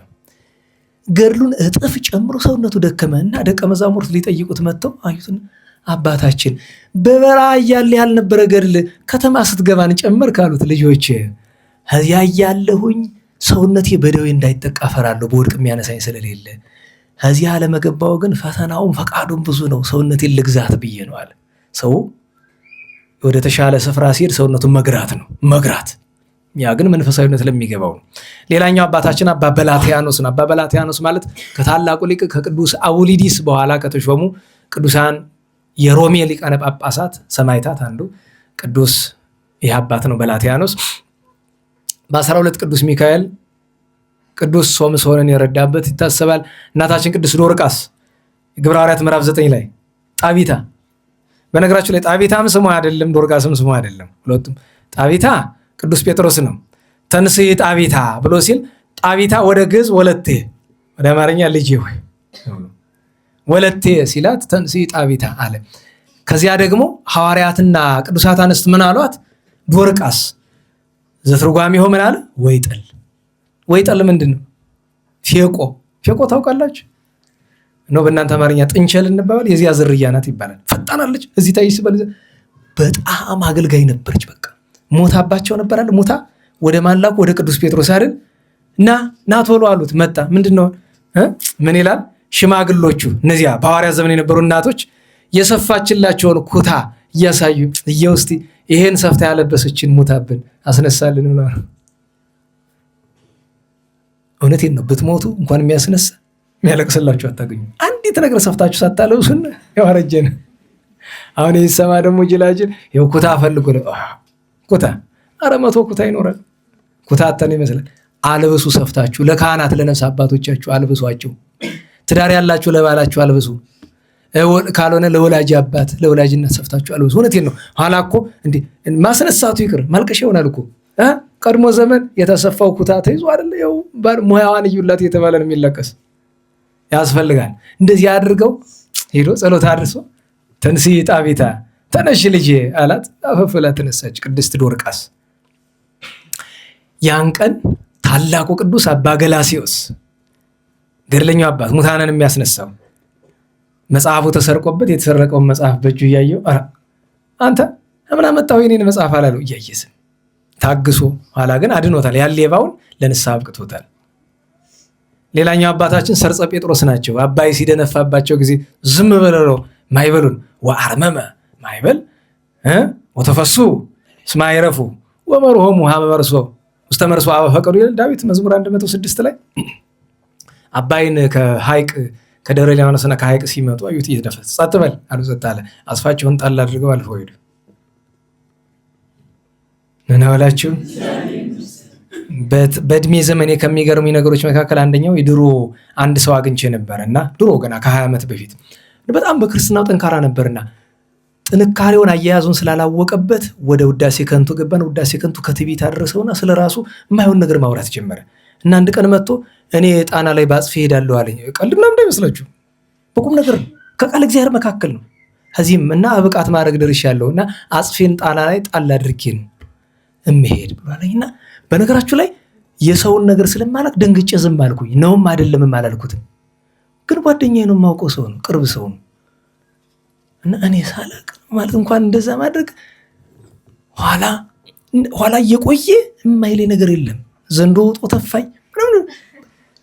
የሚገርማችሁ ኋላ ሳስተውሎ ከገድላት የሚያነባቸው ነገሮች በሙሉ በህልም ያሳየዋል መሰል እንደዛ እንደሆነ አድርጎ ገድል ላይ አንድ ጻድቅ እንዲያደረገ ብሎ ያይና ያነበበውን ነገር ማለት ነው። ይሄን ሲል ቆይቶ አንድ ጊዜ ጣና ሄድኩኝ እና እዛ አንድ ሰው መጣ። አንድ ደግ ሰው ቅዱስ ሰው በመናኔ የሚኖር እና እስኪ ፈልጊ አለኝ። እሺ አልኩት። ከሐይቁ ዳር ይዞ ቁጭ አለ። 4 ሰዓት የተቀመጠን እስከ 11 ሰዓት ሲመክረኝ ነበር እና ሲጨርስ ዝም ብሎ እኮ ነው በመሃል ተነሳና ገሌ የሚባል ሰው ጓደኛ አለ? አዎ። እንደዚህ አለ? አዎ። እንደዚህ አለ። እሱ እንግዲህ በብቃት ነው የሚያውቀው በወሬ አይደለም። እንዲህ አለ። አይ በልዘንለት ጸልይለት፣ ተጎድቷል፣ በጣም ተጎድቷል። የነገረ በሙሉ ሐሰት ነው፣ የለም እንዳትቀበሉ ነው። እንግዲህ አስቡት። ይህንን የምላችሁ ምክንያት ምንድን ነው? ሰውን መናቅ ጥሩ አይደለም። የሚነገረንን ነገር ሁሉ ደግሞ ልናምነው አንችልም። የሚመረምር ጭንቅላት ከዋለና በአጋጣሚ ትዝ ብሎ ነው ቅዱሳን የሚያደርጉትን ነገር መጀመሪያ ምኞት ያድርበታል። ምኞት ሲያድርበት ጠላት በህልሙ እንደዛ እያደረገ ያሳየዋል። አበቃ ተከተተ ዘባል። ዘር ባለበት ይጠብቀው። ትቷል። አሁን እንደዚያ የሚያደርጉ ወደቀ። ሄዶ መጨረሻ መድኃኔዓለም ይማር እንዴ ከዚያ ሁሉ ደረጃ ሄዶ መጨረሻ በቃ ሄዶ መጨረሻ መጥፊያው ያው ድንግልናውን አጣ። ሴት ጋር ወደቀ። አሁን መደበኛ ያለም ኑሮ እየኖረን ያለ ግን እሱ ያሞኖ ያ ደግሞ ያቺ የመጀመሪያ የነበረች ያቺ ያዛት ገድል ግን እመቤታችን አታጠፋበትም እየተስፋ አደርጋለሁ። አንድ ቀን በቀኑ ሲሆን እስካሁን ተመልሶ ይሆናል፣ ከሁላችን በላይ ሂዶ ይሆናል። እና ጥንቃቄ ጥሩ ነው። በመንፈሳዊነት ደረጃም ቢሆን ጥንቃቄ ያስፈልጋል። እንዲያው በአባታችን በአቡነ ሰርጸ ጴጥሮስ ቅድስናና ብቃት ትዝ ብሎኝ ነው። እኒህ ቅዱስ ሰው ብዙ ታሪክ ያላቸው ደብረ ወርቅ ገዳምን የቀደሱ ጎጃም ውስጥ የተጋደሉ ናቸው። አባታችን ሰርጸ ጴጥሮስ 30 ሺህ ኢትዮጵያውያን ትርጉም ማይሰጠን እናውቃለን ለብዙዎቻችን ፋሽስት ኢጣሊያ በአካፋ በመጥረቢያ በእሳት በቃ ፈጃቸው። ከሁሉ በላይ የሚያሳዝነው ነገር እንዳይቀበሩ አድርጎ ለቀናት ሰውነታቸው ተለውጦ አዲስ አበባና ዙሪያዋ በሙሉ በቃ ጠረኗ ተቀይሮ ከረመ። ያ ሁሉ ግፍ የተፈጸመ በሃይማኖት ምክንያት እንደሆነ ሰው አይገባውም። የካቲት 12 ግፍ የቅኝ ግዞት ጉዳይ ብቻ አይደለም፣ ሌላ ጉዳይ አለው። ተዘጋጅቶ የቆዩበት ነው። እነዚያ ጥቁር ሸሚዝ ለባሾችም የተደረገው ነገር አጋጣሚ አይደለም። የአብርሃም ደቦጭና ሞገስ አስገዶምና ሌሎቹ ከነሱ ጋር የተባበሩ ወደ 20 የሚደርሱ ሰዎችን እነሱ ለሀገር ጉዳይ ነው፣ ወንድ ናቸው፣ ጀብደኞች ናቸው። ነገር ግን የተደረገችው ነገር ታውቃላችሁ አይደል? እንዴት ዋላችሁ? መጨረሻ ላይ ሰውን ሁሉ ከገደለ በኋላ መግደል ሲጠግብ ሙሶሎኒ ከጣሊያን የላከው መልእክት አለ አይደለም? ግራዚያኒያን ሁሉ ሰው ካስገደለ በኋላ አዋጅ ተነገራል። እየዞረ ወጡ፣ አይዟችሁ፣ በሰላም እንድትንቀሳቀሱ ፍቅድላችኋል። ሙሶሎኒ ማለት እግዚአብሔር ማለት ነው ሎቱ ስብሐት እየተባለ አዋጅ ተነግሯላችኋል። ደሱ ማለት ነው፣ መሐሪ ነው፣ ይቅር ባይ ነው። ይቅር ብሏችኋል ሙሶሎኒ። እግዚአብሔር ይቅር እንደሚለው ሁሉ ሙሶሎኒም ይቅር ብሏችኋልና ውጡ። አስባችሁታል? 30 ሺህ እስከ 35 ሺህ የሚደረሰውን በአካፋ በመጥረቢያ ጨርሶ ጨፍጭፎ ምሕረት አድርጎላችኋል። እና በእውነቱ ቤተክርስቲያን ሀገር ያልሆኑት ነገር የለም። የሁሉ አይገባንም እንጂ እና የሁሉንም በረከት ያሳድርብን። ዛሬ ከሚስቱ ጋር በድንግልና የኖረ አባታችን ጦመ ዜና ኢትዮጵያ ውስጥ ገድል ካላቸው መልክ ካላቸው ቅዱሳን አንዱ አውሳቢዮስ ሶርያዊ ነው። ሁለተኛው አውሳቢዮስ ይባላል። ሕይወቱ ጣዕመ ዜናው በስንክሳር የተጻፈው እንኳን ያጠግባል፣ ደስ ይላል። እንደ ቅዱስ ድሜጥሮስ በድንግልና የኖረ 150 ዳዊትና የቅዱስ ዮሐንስ ወንጌልን እየደገመ ይሰግድ ይጸልይ ነበረ ከሚስቱ ጋር በድንግልና ኑሮ። ኋላ የንጉሱ ሚስት ተመኝታው እምቢ ብሏት ብዙ አሰቃይተውት ያን ሁሉ ስቃይ ታግሶ ቢችል ባሏ እንደገና መጥቶ ከቀስቱ አልፎ ከማነቁ አልፎ ከስቅላቱ አልፎ አንገቱን ቆርጠው አካሉን ከአራት ቆራርጠው በድስት ውስጥ ሲያበስሉት ቅዱስ ሚካኤል ቅዱስ ገብርኤል አውጥተውት ከሞት አስነስተውት እንደገናውንም ድጋሚ አርደውት እንደገና አስነስተውት ኋላ ቅዱስ ዑራኤል ወስዶ በሰማይ በገነት የዛሬ ምስባክ ልብ ብላችሁ ከሆነ ስለሱ ነው። ምን ያረግ ውስጥ ሰማይ እየኔ አንተ እሷን ፍለጋ ነው። 14 ዓመት ቅዱስ ዑራኤል በሰማይ ቆይቶ ተመልሶ መጥቶ 85,000 አርማንን አሳምነው ቃል ኪዳን ተቀብሎ በስተርጅናው በቅድስና ያረፈ ጦመ ዜና ቅዱስ አውሳቢዮስ። ቅዱስ ሰርግዮስ ሰማዕት ቄሱ መጹን እንዳትረሱት። በሌላ አገልጋዮች ሁልጊዜ የምላችሁ ቃል አለቻል ከመዝ ጽኑ ውስጥ ሃይማኖት ርትዕት ስብከት የስብከት ሁሉ ባለፉት 2000 ዓመታት ከተሰበኩ ተግባራዊ ስብከቶች አንደኛው አስደናቂዋ የቅዱስ መጹን ናት። ቄሱ መጹን መጀመሪያ ሰርግዮስ የሚባል ምእመን ሲጋደል ስለ ክርስቶስ ቄሱና 2 ዲያቆናት አዩት፣ ተነጋገሩ። እኛ እኮ ከሱ መቅደም ነበረብን፣ እኛ ለሱ አብነት መሆን ሲገባን እሱ ቀደመን፣ እንግባ። ተያይዘው ገቡ ሶስቱ። ቄሱን እየደበደቡ በሳት ሲያቃጥሉት ደሙ እንደ ጎርፍ እየፈሰሰ ምዕመናን መጥተው ያን ጊዜ ካህናት ውድ ናቸውና እንደ ዛሬ ነው ያርገውና ውድ ነበሩ። ኧረ አባታችን አትሙትብን፣ ኧረ እባክህ አሉት። ያን ጊዜ ምን አላቸው? ተዉ፣ ይልቅ ልስበካችሁ ከመዝ በሉ እስቲ ጽንኡ ውስተ ሃይማኖት ርትዕት። እችን አስብከት እንደዚህ በቀናቸው ሃይማኖት ጽኑ፣ ታገሱ፣ ታገሏል። በሳት እየነደደ ማለት ነው። እችን አስብከት እንጂ እንደኔ ደስ ማጓይ ዘመለፍለፍ አይደለም። እና በእውነቱ ያ ቅዱስ ዛሬ ነው ሰርግዮስ አባ ክፍለ አባ ህብስ ነው። ብዙ ሰው ህብስ ጠቅሎ ያነባል። እንግዳ ነው ብዬ ነው ትናንት ንባብ ላይ ብዙም የሚመለስ ነገር ነበረው። ጓደኛችሁ ዝም ያልኩ አውቄ ነው እንግዳ ስለሆነ እስቲ ዝም ልበለው። ደግሞ አስተዋይ ነው አንባቢነቱም። ትናንት ግን ብዙ ቦታ ሲወዛወዝ ነበር። ለምን ትቶት ከርሞ ለምን ሲርቅ ይርቃል ሁሉ ነገር እና ግን እንግዳ ስለሆነ ዝም አለ እንጂ ርማት ነበረ የንባብ እና ህብስ አባ ክፍላ አባ ህብስ ቴዎድሮስ ወልደ ፋሲለደስ አባ ጢሞቴዎስ እነዚህ ሁሉ ዓመታዊ ባላቸው ነበረ። ሰዓት በጣም ስለሄደብን ነገ ታላቁ ሊቅ ቅዱስ ሳዊሮስ ዓመታዊ ዕረፍት በዓሉ ነው። አባ ያዕቆብ አባ ቄርሎስ ስንክሳር ላይ ሰምታችኋቸዋል። ነገ አቡነ ሐራ የሚያከብሩት አይመስለኝም፣ ግን ልደታቸው ነው። ሐራ ድንግል ታላቁ ጻድቅ ኢትዮጵያዊ ጻድቅ አቡነ ሐራ ድንግል ነገ ዓመታዊ በዓላቸው ልደታቸው ነው። ያው በእርግጥ አብይ ጾም ነው፣ እንዲያው ቅዳሴው ኪዳኑ ነው፣ ወትሮም ይኖራል። በ15 ከስንክሳር የሰማችኋቸው አሉ አይደል? ታላቁ ካህን እና ነቢይ ቅዱስ ዘካርያስ አይደለም?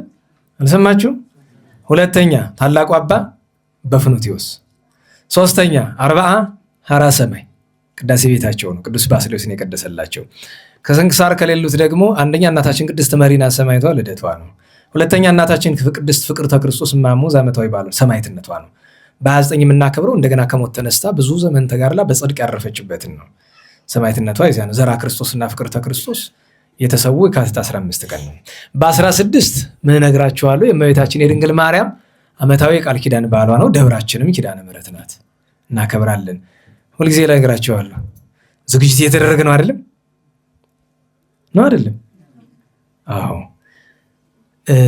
እስቲ በሞቴ እንዲሁ በሌላ አልላችሁ፣ እንዲሁ በሞቴ እስቲ ለእግዚአብሔር እንዲህ ለእመቤታችን የሚሆን አንዲት ነገር እስቲ ያዘጋጁ። እንዲህ አንዲት ነገር እንድትመጣ እንድትባርክ ተቀይማን እንዳትሄድ እስቲ አንድ ነገር ለእመቤታችን ፍቅር ተብሎ የሚዘጋጅ አንድ ነገር እስቲ እንዲሁ በሞቴ እንደ ግለሰብ እናንተ ሁላችን እየራሳችን እንሞክራለን። እንደ ግለሰብ ሁላችን እናስብ። እመቤታችን የዚያን ቀን በቃል ኪዳኗ ለማስደሰት ዋናው ምጽዋት ነው። ትልቁ ነገር የቃል ኪዳኗ መታሰቢያ በምጽዋት ነው የሚታሰብ።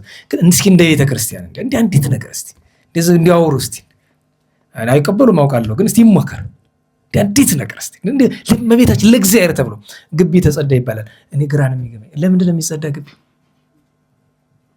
ደህና ዋላችሁ? ኧረ እንዴት ዋላችሁ? ግቢው ለምንድን ነው የሚጸዳ? ምን አለው ግቢው? አፈሩ ነው? እምነት እኮ ነው። ቅጠሉ ነው? በረከት እኮ ነው።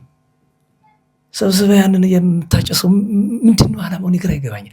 ባይድ ቆሻሻ ብቻ እኮ ነው የሚለቀም። ቅጠሉ የቤተክርስቲያን እኮ አፈሩ እኮ አይጠረግም። በተለይ የግቢው አፈሩ አይጠረግም እኮ። ጻድቁ የረገጡት አፈር እኮ ነው። አንተ ተርታ አፈር አይደለም እኮ። ቅጠሉ እኮ አይጠረግም። ተው እዚያው ላይ ለእግርም ይመቻል። ለእግር ምቾት ብለው ከሆነ ስትረግጠው ለምንድን ነው የምትጠርጉት ግቢውን? ባይድ ቆሻሻ ነገሮችን ብቻ ማንሳቱ አይቀልም። ያለ ሰው እያመጣ ሶፍቱንም ላስቲኩን የሚጥል የለ እኛ ሰው ችግር አለ። እሱን መልቀም እንጂ ቤተክርስቲያኑን እንደዚያ ደግሞ ማቡለል መቼ ነው የሚገባን? ይልቅ ኪዳነ ምሕረት በዓል ሲደርስ መታጠብ ያለበት ምን ነበር? መጸዳት ያለበት ምናችን ነበር? ልባችን አግማምተ ነው። ምኑን ነው የምናጸደው? እኔ እውነቴን ነው። ልጆች በቅንነት ያደረጉት በረከት የዕለት በረከት ይኖራቸዋል። የህይወት በረከትም ባይሆን የዕለት በረከት ይኖራቸዋል። የዕለት በረከት ግን ውላድራ የምጠፋ ነገር ናት፣ አትሰነብትም። እና እኔ እጓጓለሁኝ እንደው ለእመቤታችን የሚሆን ነገር በዓል ሲደርስ ሰብሰብ ተብሎ በምን እናስደስታት፣ ምን እናድርግ እስኪ እና ምን ይላል? ማህሌት አለ እኮ ኪዳን አለ እኮ። ኧረ ተው ለእመቤታችን ብለህ የምታቀርበው አትምሰል። ቅዳሴውን ለክርስቶስ ተብሎ የሚቀርብ ነው። እንደዛ ነው። እንደዛ አስባችሁ ነው የምትገቡ። እስቲ እሱ ብቻ ላይ ከማተኩር አንተ ለምሳሌ ቅዳሴ ስትገባ ጌታ ኢየሱስ ክርስቶስን ላስደስተው ብለህ ነው የምትገባ። እንጀራው ነው አይደል? ደሞዝ አልከፍልህም ቢልህ በሚቀጥለው ቀን ትገኛለህ? የለም። እና ማሰብ እኮ ጥሩ ነው። እንኳን ሌላው ቢቀርና ማለት ነው ለምሳሌ ሰሞነ ቅዱስ ሚካኤል ክብረ በዓሉ ሲደርስ የህዳር ወይ የሰኔ ማለት ነው። ሰሞነ አይደለም መቆረብ አለብኝ እባካችሁ ልግባ ልቆረብ ብለህ ለምነህ ብትገባ ያን ቀን ነው ክርስትና የሚጀምረው። ኃይል አለ ያን ቀን። አያችሁ ግን ችግሩ ታውቁት ነገር ነው። ልቆረብ ብትል የሚፈቅድልህ ሄድ እዛ ስል ተቀመጠ ልመናህ ነው አይደለም? ሄድ እዛ ተክስ ነው። እኔ በሞቴ በነገራችሁ ላይ እኔ ዲያቆናት በሙሉ አገልጋዩ በሙሉ መቅረብ የሚፈልግ ከሆነ ንስሐ ገብቶ ተዘጋጅቶ ሆነ የኪዳነ ምሕረት ቀን ሊቆርብ ከተዘጋጀ የሚገባውን ገንዘብ አውቀዋለሁ። የፈለገ ታጥቃችሁ ብትለምኑ ከ500 እስከ 600 ሺህ ነው ቢጋነን፣ እዛ በላይ አታስገቡም። እሱን ያክል ገንዘብ እኔ ላምጣላችሁ። እናንተ ታጥቃችሁ አገልግሎት ብቻ አገልግሎ ሳንቲም እንዲህ ሁሉ ሀሳብ አለኝ እኮ እኔ 600 ሺህ ማምጣት ከባድ ስራ አይደለም ብዬ ነው። የ10 ደቂቃ ስራ ነው። በቃ 2-3 ቦታ መደወል ገብታችኋል። ግን እናንተ እንደዚያ ማሰብ እንጀምር ነው። አገልጋዩ እንደዚያ ማሰብ ይጀምር። ባቶች አንችላችሁ ገቢውን ማለት ነው። ወፈር ያለ ግን አንችላችሁ ማለት ለጨዋ ላነጋገሩ ነው እንጂ 3 4 እስከ 5 እስከ 6 ሚሊዮን ብር እናጣለን። ኧረ እናጣም። እውነቴን ነው። ደግሞ አብዛኛው ገቢ እኮ ስዕሉ አይደለም በዚያኛው ነው፣ ወደ መድረኩ ቀጥታ ነው የሚመጣ አይደለም። እና ቤተክርስቲያን መቼ ነው ከገንዘብ ጉዳይ ወጣ? ክብረ በዓል ሲመጣ ለእግዚአብሔር እያንዳንዷ ነገር የምትጠረቀው ለምንድን ነው?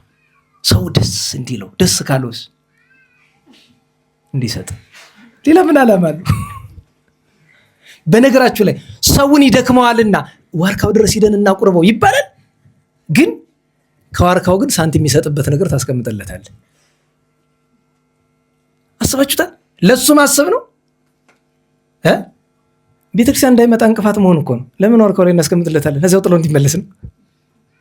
ልክ እንደዚያ ሰውዬ የቄስ ልጅ ወዶ ዋና አስቀዳሽ ቄሱ ቆንጆ ልጅ ይወልዳሉ። እሷ ደግሞ ቤት አትገኝም። ሁልጊዜ የት ናት? ቤተክርስቲያን።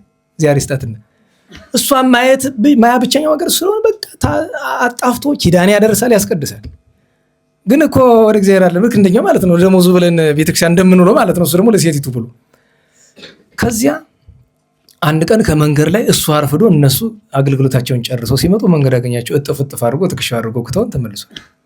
ኧረ ልጅ የት እየሄድክ ነበር? ቤተክርስቲያን። እና ምን ነው ሄድ እንጂ። ኧረ አባቴ ልመናዬን መንገድ መልሶልኛል፣ ልሄድ ወደ ቤት። አልገባቸውም እሳቸው። እና በሞቴ ግን 600 ሺህ ብር ምናምን ብሰጣቸው ግን አያውቁሙትም እኮ ብሰጣቸውም አይ እንዲህ እጥፍ ይሁን እንጂ ወደዛ አስቀምጥ ነው የሚባል።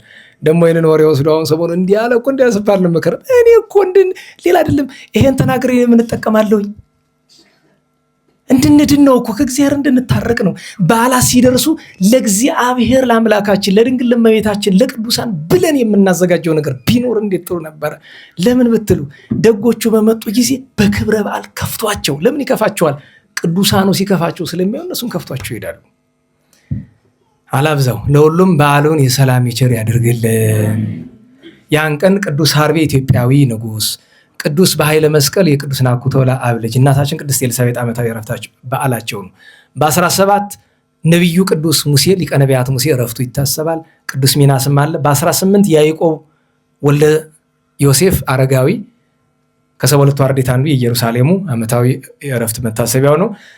ቅዱስ መላልዮስ በጉባኤ ቁስጥንጥንያ የነበረው ቅዱስ ዓመታዊ በዓሉ ነው። በ19 ታላቁ አባ መርትያኖስ ጻድቁ፣ በ20 አቡነ ክፍለ ማርያም ዘደባጋ፣ አባ ገብረ መራዊ ዘአግዶ፣ እነ ፊልሞን መአንዝር እና አስቃሎን ዓመታዊ በዓላቸው ነው።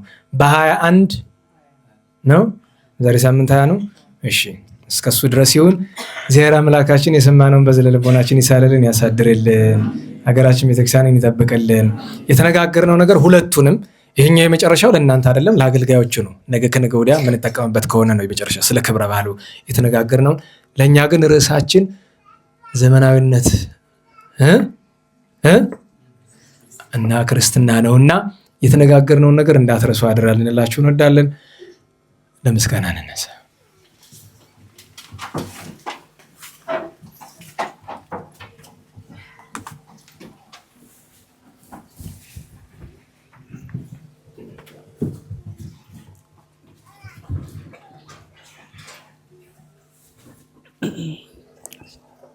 አድነነ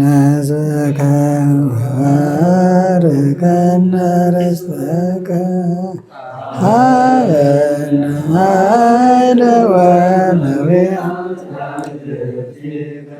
ለእለ ንፄውዕ ስመከ እቀበነ ውሉደ ሕዝብከ ወእስረነ በኃይለ መላእክቲከ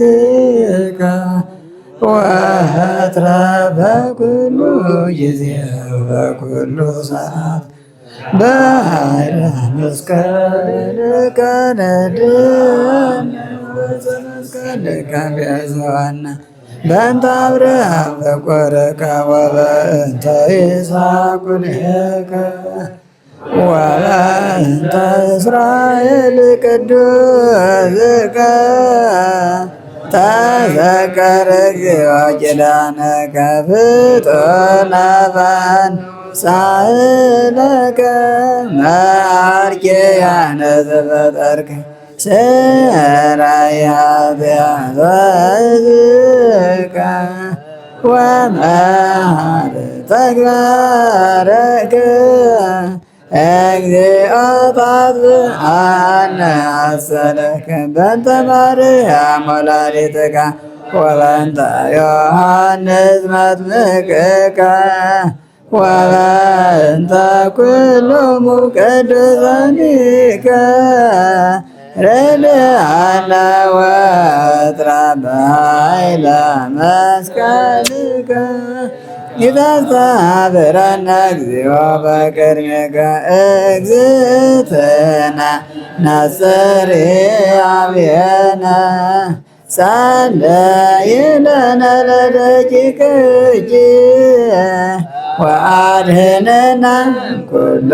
ምንዳቤ ወሐዘን መዓልተ ምስሌነ ወሌሊተ ማእከሌነ አንተ እግዚኦ ይትርሐቅ እምኔነ ሀሎ ምስሌነ ረዳየ ኩነነ ኢትግደፈነ ወኢትመንነነ አምላከ ሰላም ተራድአነ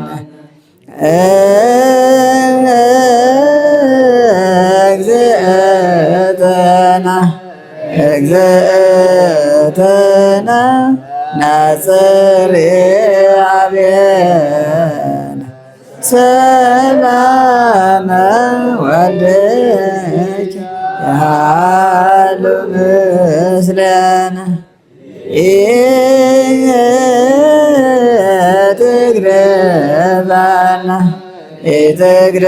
ኢትግደፈነ ወኢትመንነነ አምላከ ሰላም ተራድአነ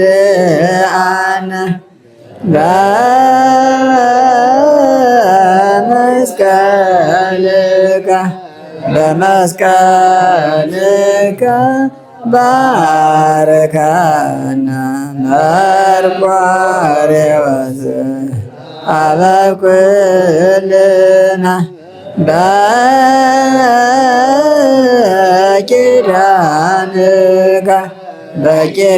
በኪዳንከ ተማፀነ አብየ እግዚእ አበኩልና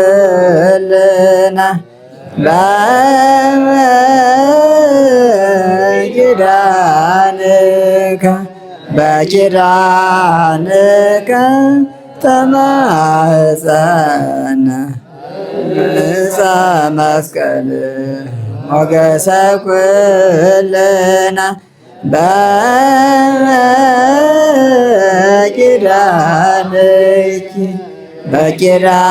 በኪዳንኪ ተማፀነ ወላዲተ አምላክ በሰላም አስጀምሮ በሰላም ያስፈጽመን። ቅዱስ ስሙ የተመሰገነ ይሁን። ሀገራችንን ቤተክርስቲያንን ከመከራው ይጠብቅልን። የእመቤታችን የወላዲተ አምላክ ጣዕሟን ፍቅሯን ያሳድርብን። ከቅዱሳን በረከት ይክፈለን። ሰላሙን፣ ረድኤቱን፣ ፍቅሩን፣ አንድነትን ይዘዝልን። ጾሙን የበረከት ያኮቴት ያደርግልን። ከብርሃነ ትንሣኤው በቸር ያደርሰን። ጾሙን ለማበረከትም ያብቃን። የመምህራችን የገብረ ኪዳን የወንድማችን የፍቅረ ሥላሴ የሌሎች ወገኖቻችንን ነፍስ በአብርሃም በይስሐቅ በያዕቆብ አጠገብ ያኖርልን። በውስጥ በአፋ በቀኝ በግራ ያሉ በመከራ በሐዘን ያሉ አስቦን አትርሱ የሚሉንን ሁሉ በቸርነቱ ያስብልን። ሰላም በዋለን ቸርነቱ ሰላም ያሳድረን። አቡነ ዘበሰማያት እንበል። ይትቀደስ ስምከ ትምጻእ መንግሥትከ ወይኩን ፈቃድከ በከመ በሰማይ ከማሁ በምድር ሲሳየነ ዘለለ ዕለትነ ሀበነ ዮም ህድግ ለነ አበሳነ ወጌጋየነ ከመ ንሕነኒ ንህድግ ለዘአበሰ ለነ ኢታብአነ እግዚኦ ውስተ መንሱት አላ አድኅነነ እምኩሉ ኩይስ መዚአከ ይእቲ መንግሥት ኃይል ወስብሐት ለዓለመ ዓለም በሰላመ ቅዱስ ገብርኤል መልአክ ወእግዝእትየ ማርያም ሰላም ለኪ ድንግል በሕሊናኪ ወድንግል በሥጋኪ እምእግዚአብሔር ጽባኦት ሰላም ለኪ ቡርክት አንቲ እምአንስት ወቡሩክ ፍሬ ከርሥኪ ተፈሥሒ ፍሥሕት ወምልዕተ ጸጋ እግዚአብሔር ምስሌኪ ሰአሊ ወጸሊ ለነ ምሕረተ በፍቁር ኢየሱስ ክርስቶስ ከመ ይስረይ ለነ ኃጣውኢነ እምኀይጸነ ብኪ ስብሐት ለአብ ስብሐት ለወልድ ስብሐት ለመንፈስ ቅዱስ ይእዜኒ ወዘልፈኒ ወለዓለመ ዓለም አሜን። ቸሩ መድኃኔዓለም የተመሰገነ ይሁን። ለሊቃውንት አባቶቻችንና መምህሮቻችን ታውቃላችሁ። እዚህ መደበኛ የቆያችሁ ሰዎች እሁድ ድግስ ስላለ ምሳ ስለሚዘጋጅ መጠነኛ ምሳ እናዘጋጃለን እና ስለዚህ በየሳምንቱ እሁድ ስለሚደረግ በረከት መሳተፍ ከፈለጋችሁ ሳንቲም ከውጭ ልጆች አሉ። ፍትሐ ነገሥት ኮርስ ነገ ይጀምራል። በነገራችሁ ላይ ተገኙ ባካችሁ። በዚህ ዘመን ፍትሐ ነገሥትን ስም መጥራት እንኳ ወንጀል ለማድረግ የሚያስቡ ሰዎች ሁሉ እየመጡ ነው። የቤተክርስቲያን ስርዓት እንዲጠፋ እየተፈለገ ነውና ቤተክርስቲያን ስርዓቱን ለመጠበቅ ፍትሐ ነገሥት ያስፈልጋል። ስለዚህ ፍትሐ ነገሥት ነገ ተማሩ። ከነገ ጀምሮ ከተከታታይ ቅዳሜ የሚሰጥ ነው። ተጨማሪ ቀን ካለ ያሳወቋቸዋል። ጸሎት 10 ሰዓት ላይ ይጀመራል። 11 ሰዓት ላይ በቀጥታ ኮርሱ ይጀመራል ማለት ነው። የቅዱስ ማርቆስ ወንጌላዊ አባላት ወይም በዚህ አገልግሎት ስር ያላችሁ የዚህ ሳምንት የእሁድ ምግብ የምታዘጋጁ እናንተ ስለሆናችሁ ቅዳሜ ነገም እሁድም ያለባችሁን ተግባር አውቃችሁ በሰዓቱ ተገኝታችሁ እንድታገለግሉ ለሊቃውንት የሚሆነውን ምግብ እንድታዘጋጁ አደራ ይሏችኋል ወንድሞቻችን። ቸሩ መድኃኔዓለም እንቅፋት ሳይመታን እሾህ ሳይወጋን ኃጢአት ሳይሰለጥንብን በደልም ሳይገዛን የብርሃን መላእክት በፊት በኋላ በቀኝ በግራ እየጠበቁን ለጊዜው ወደ የቤታችን ለፍጻሜው ተስፋ ወደምናደርጋት መንግሥተ ሰማያት ከተከፈተች ገነት ከተነጠፈች ዕረፍት ከአባቶቻችን ርስት ሁላችን በሰላም ያድርሰን። ስብሐት ለእግዚአብሔር ልዑል ወለወላዲቱ ድንግል ወለመስቀሉ ክቡር ዘወሳይል አሜን።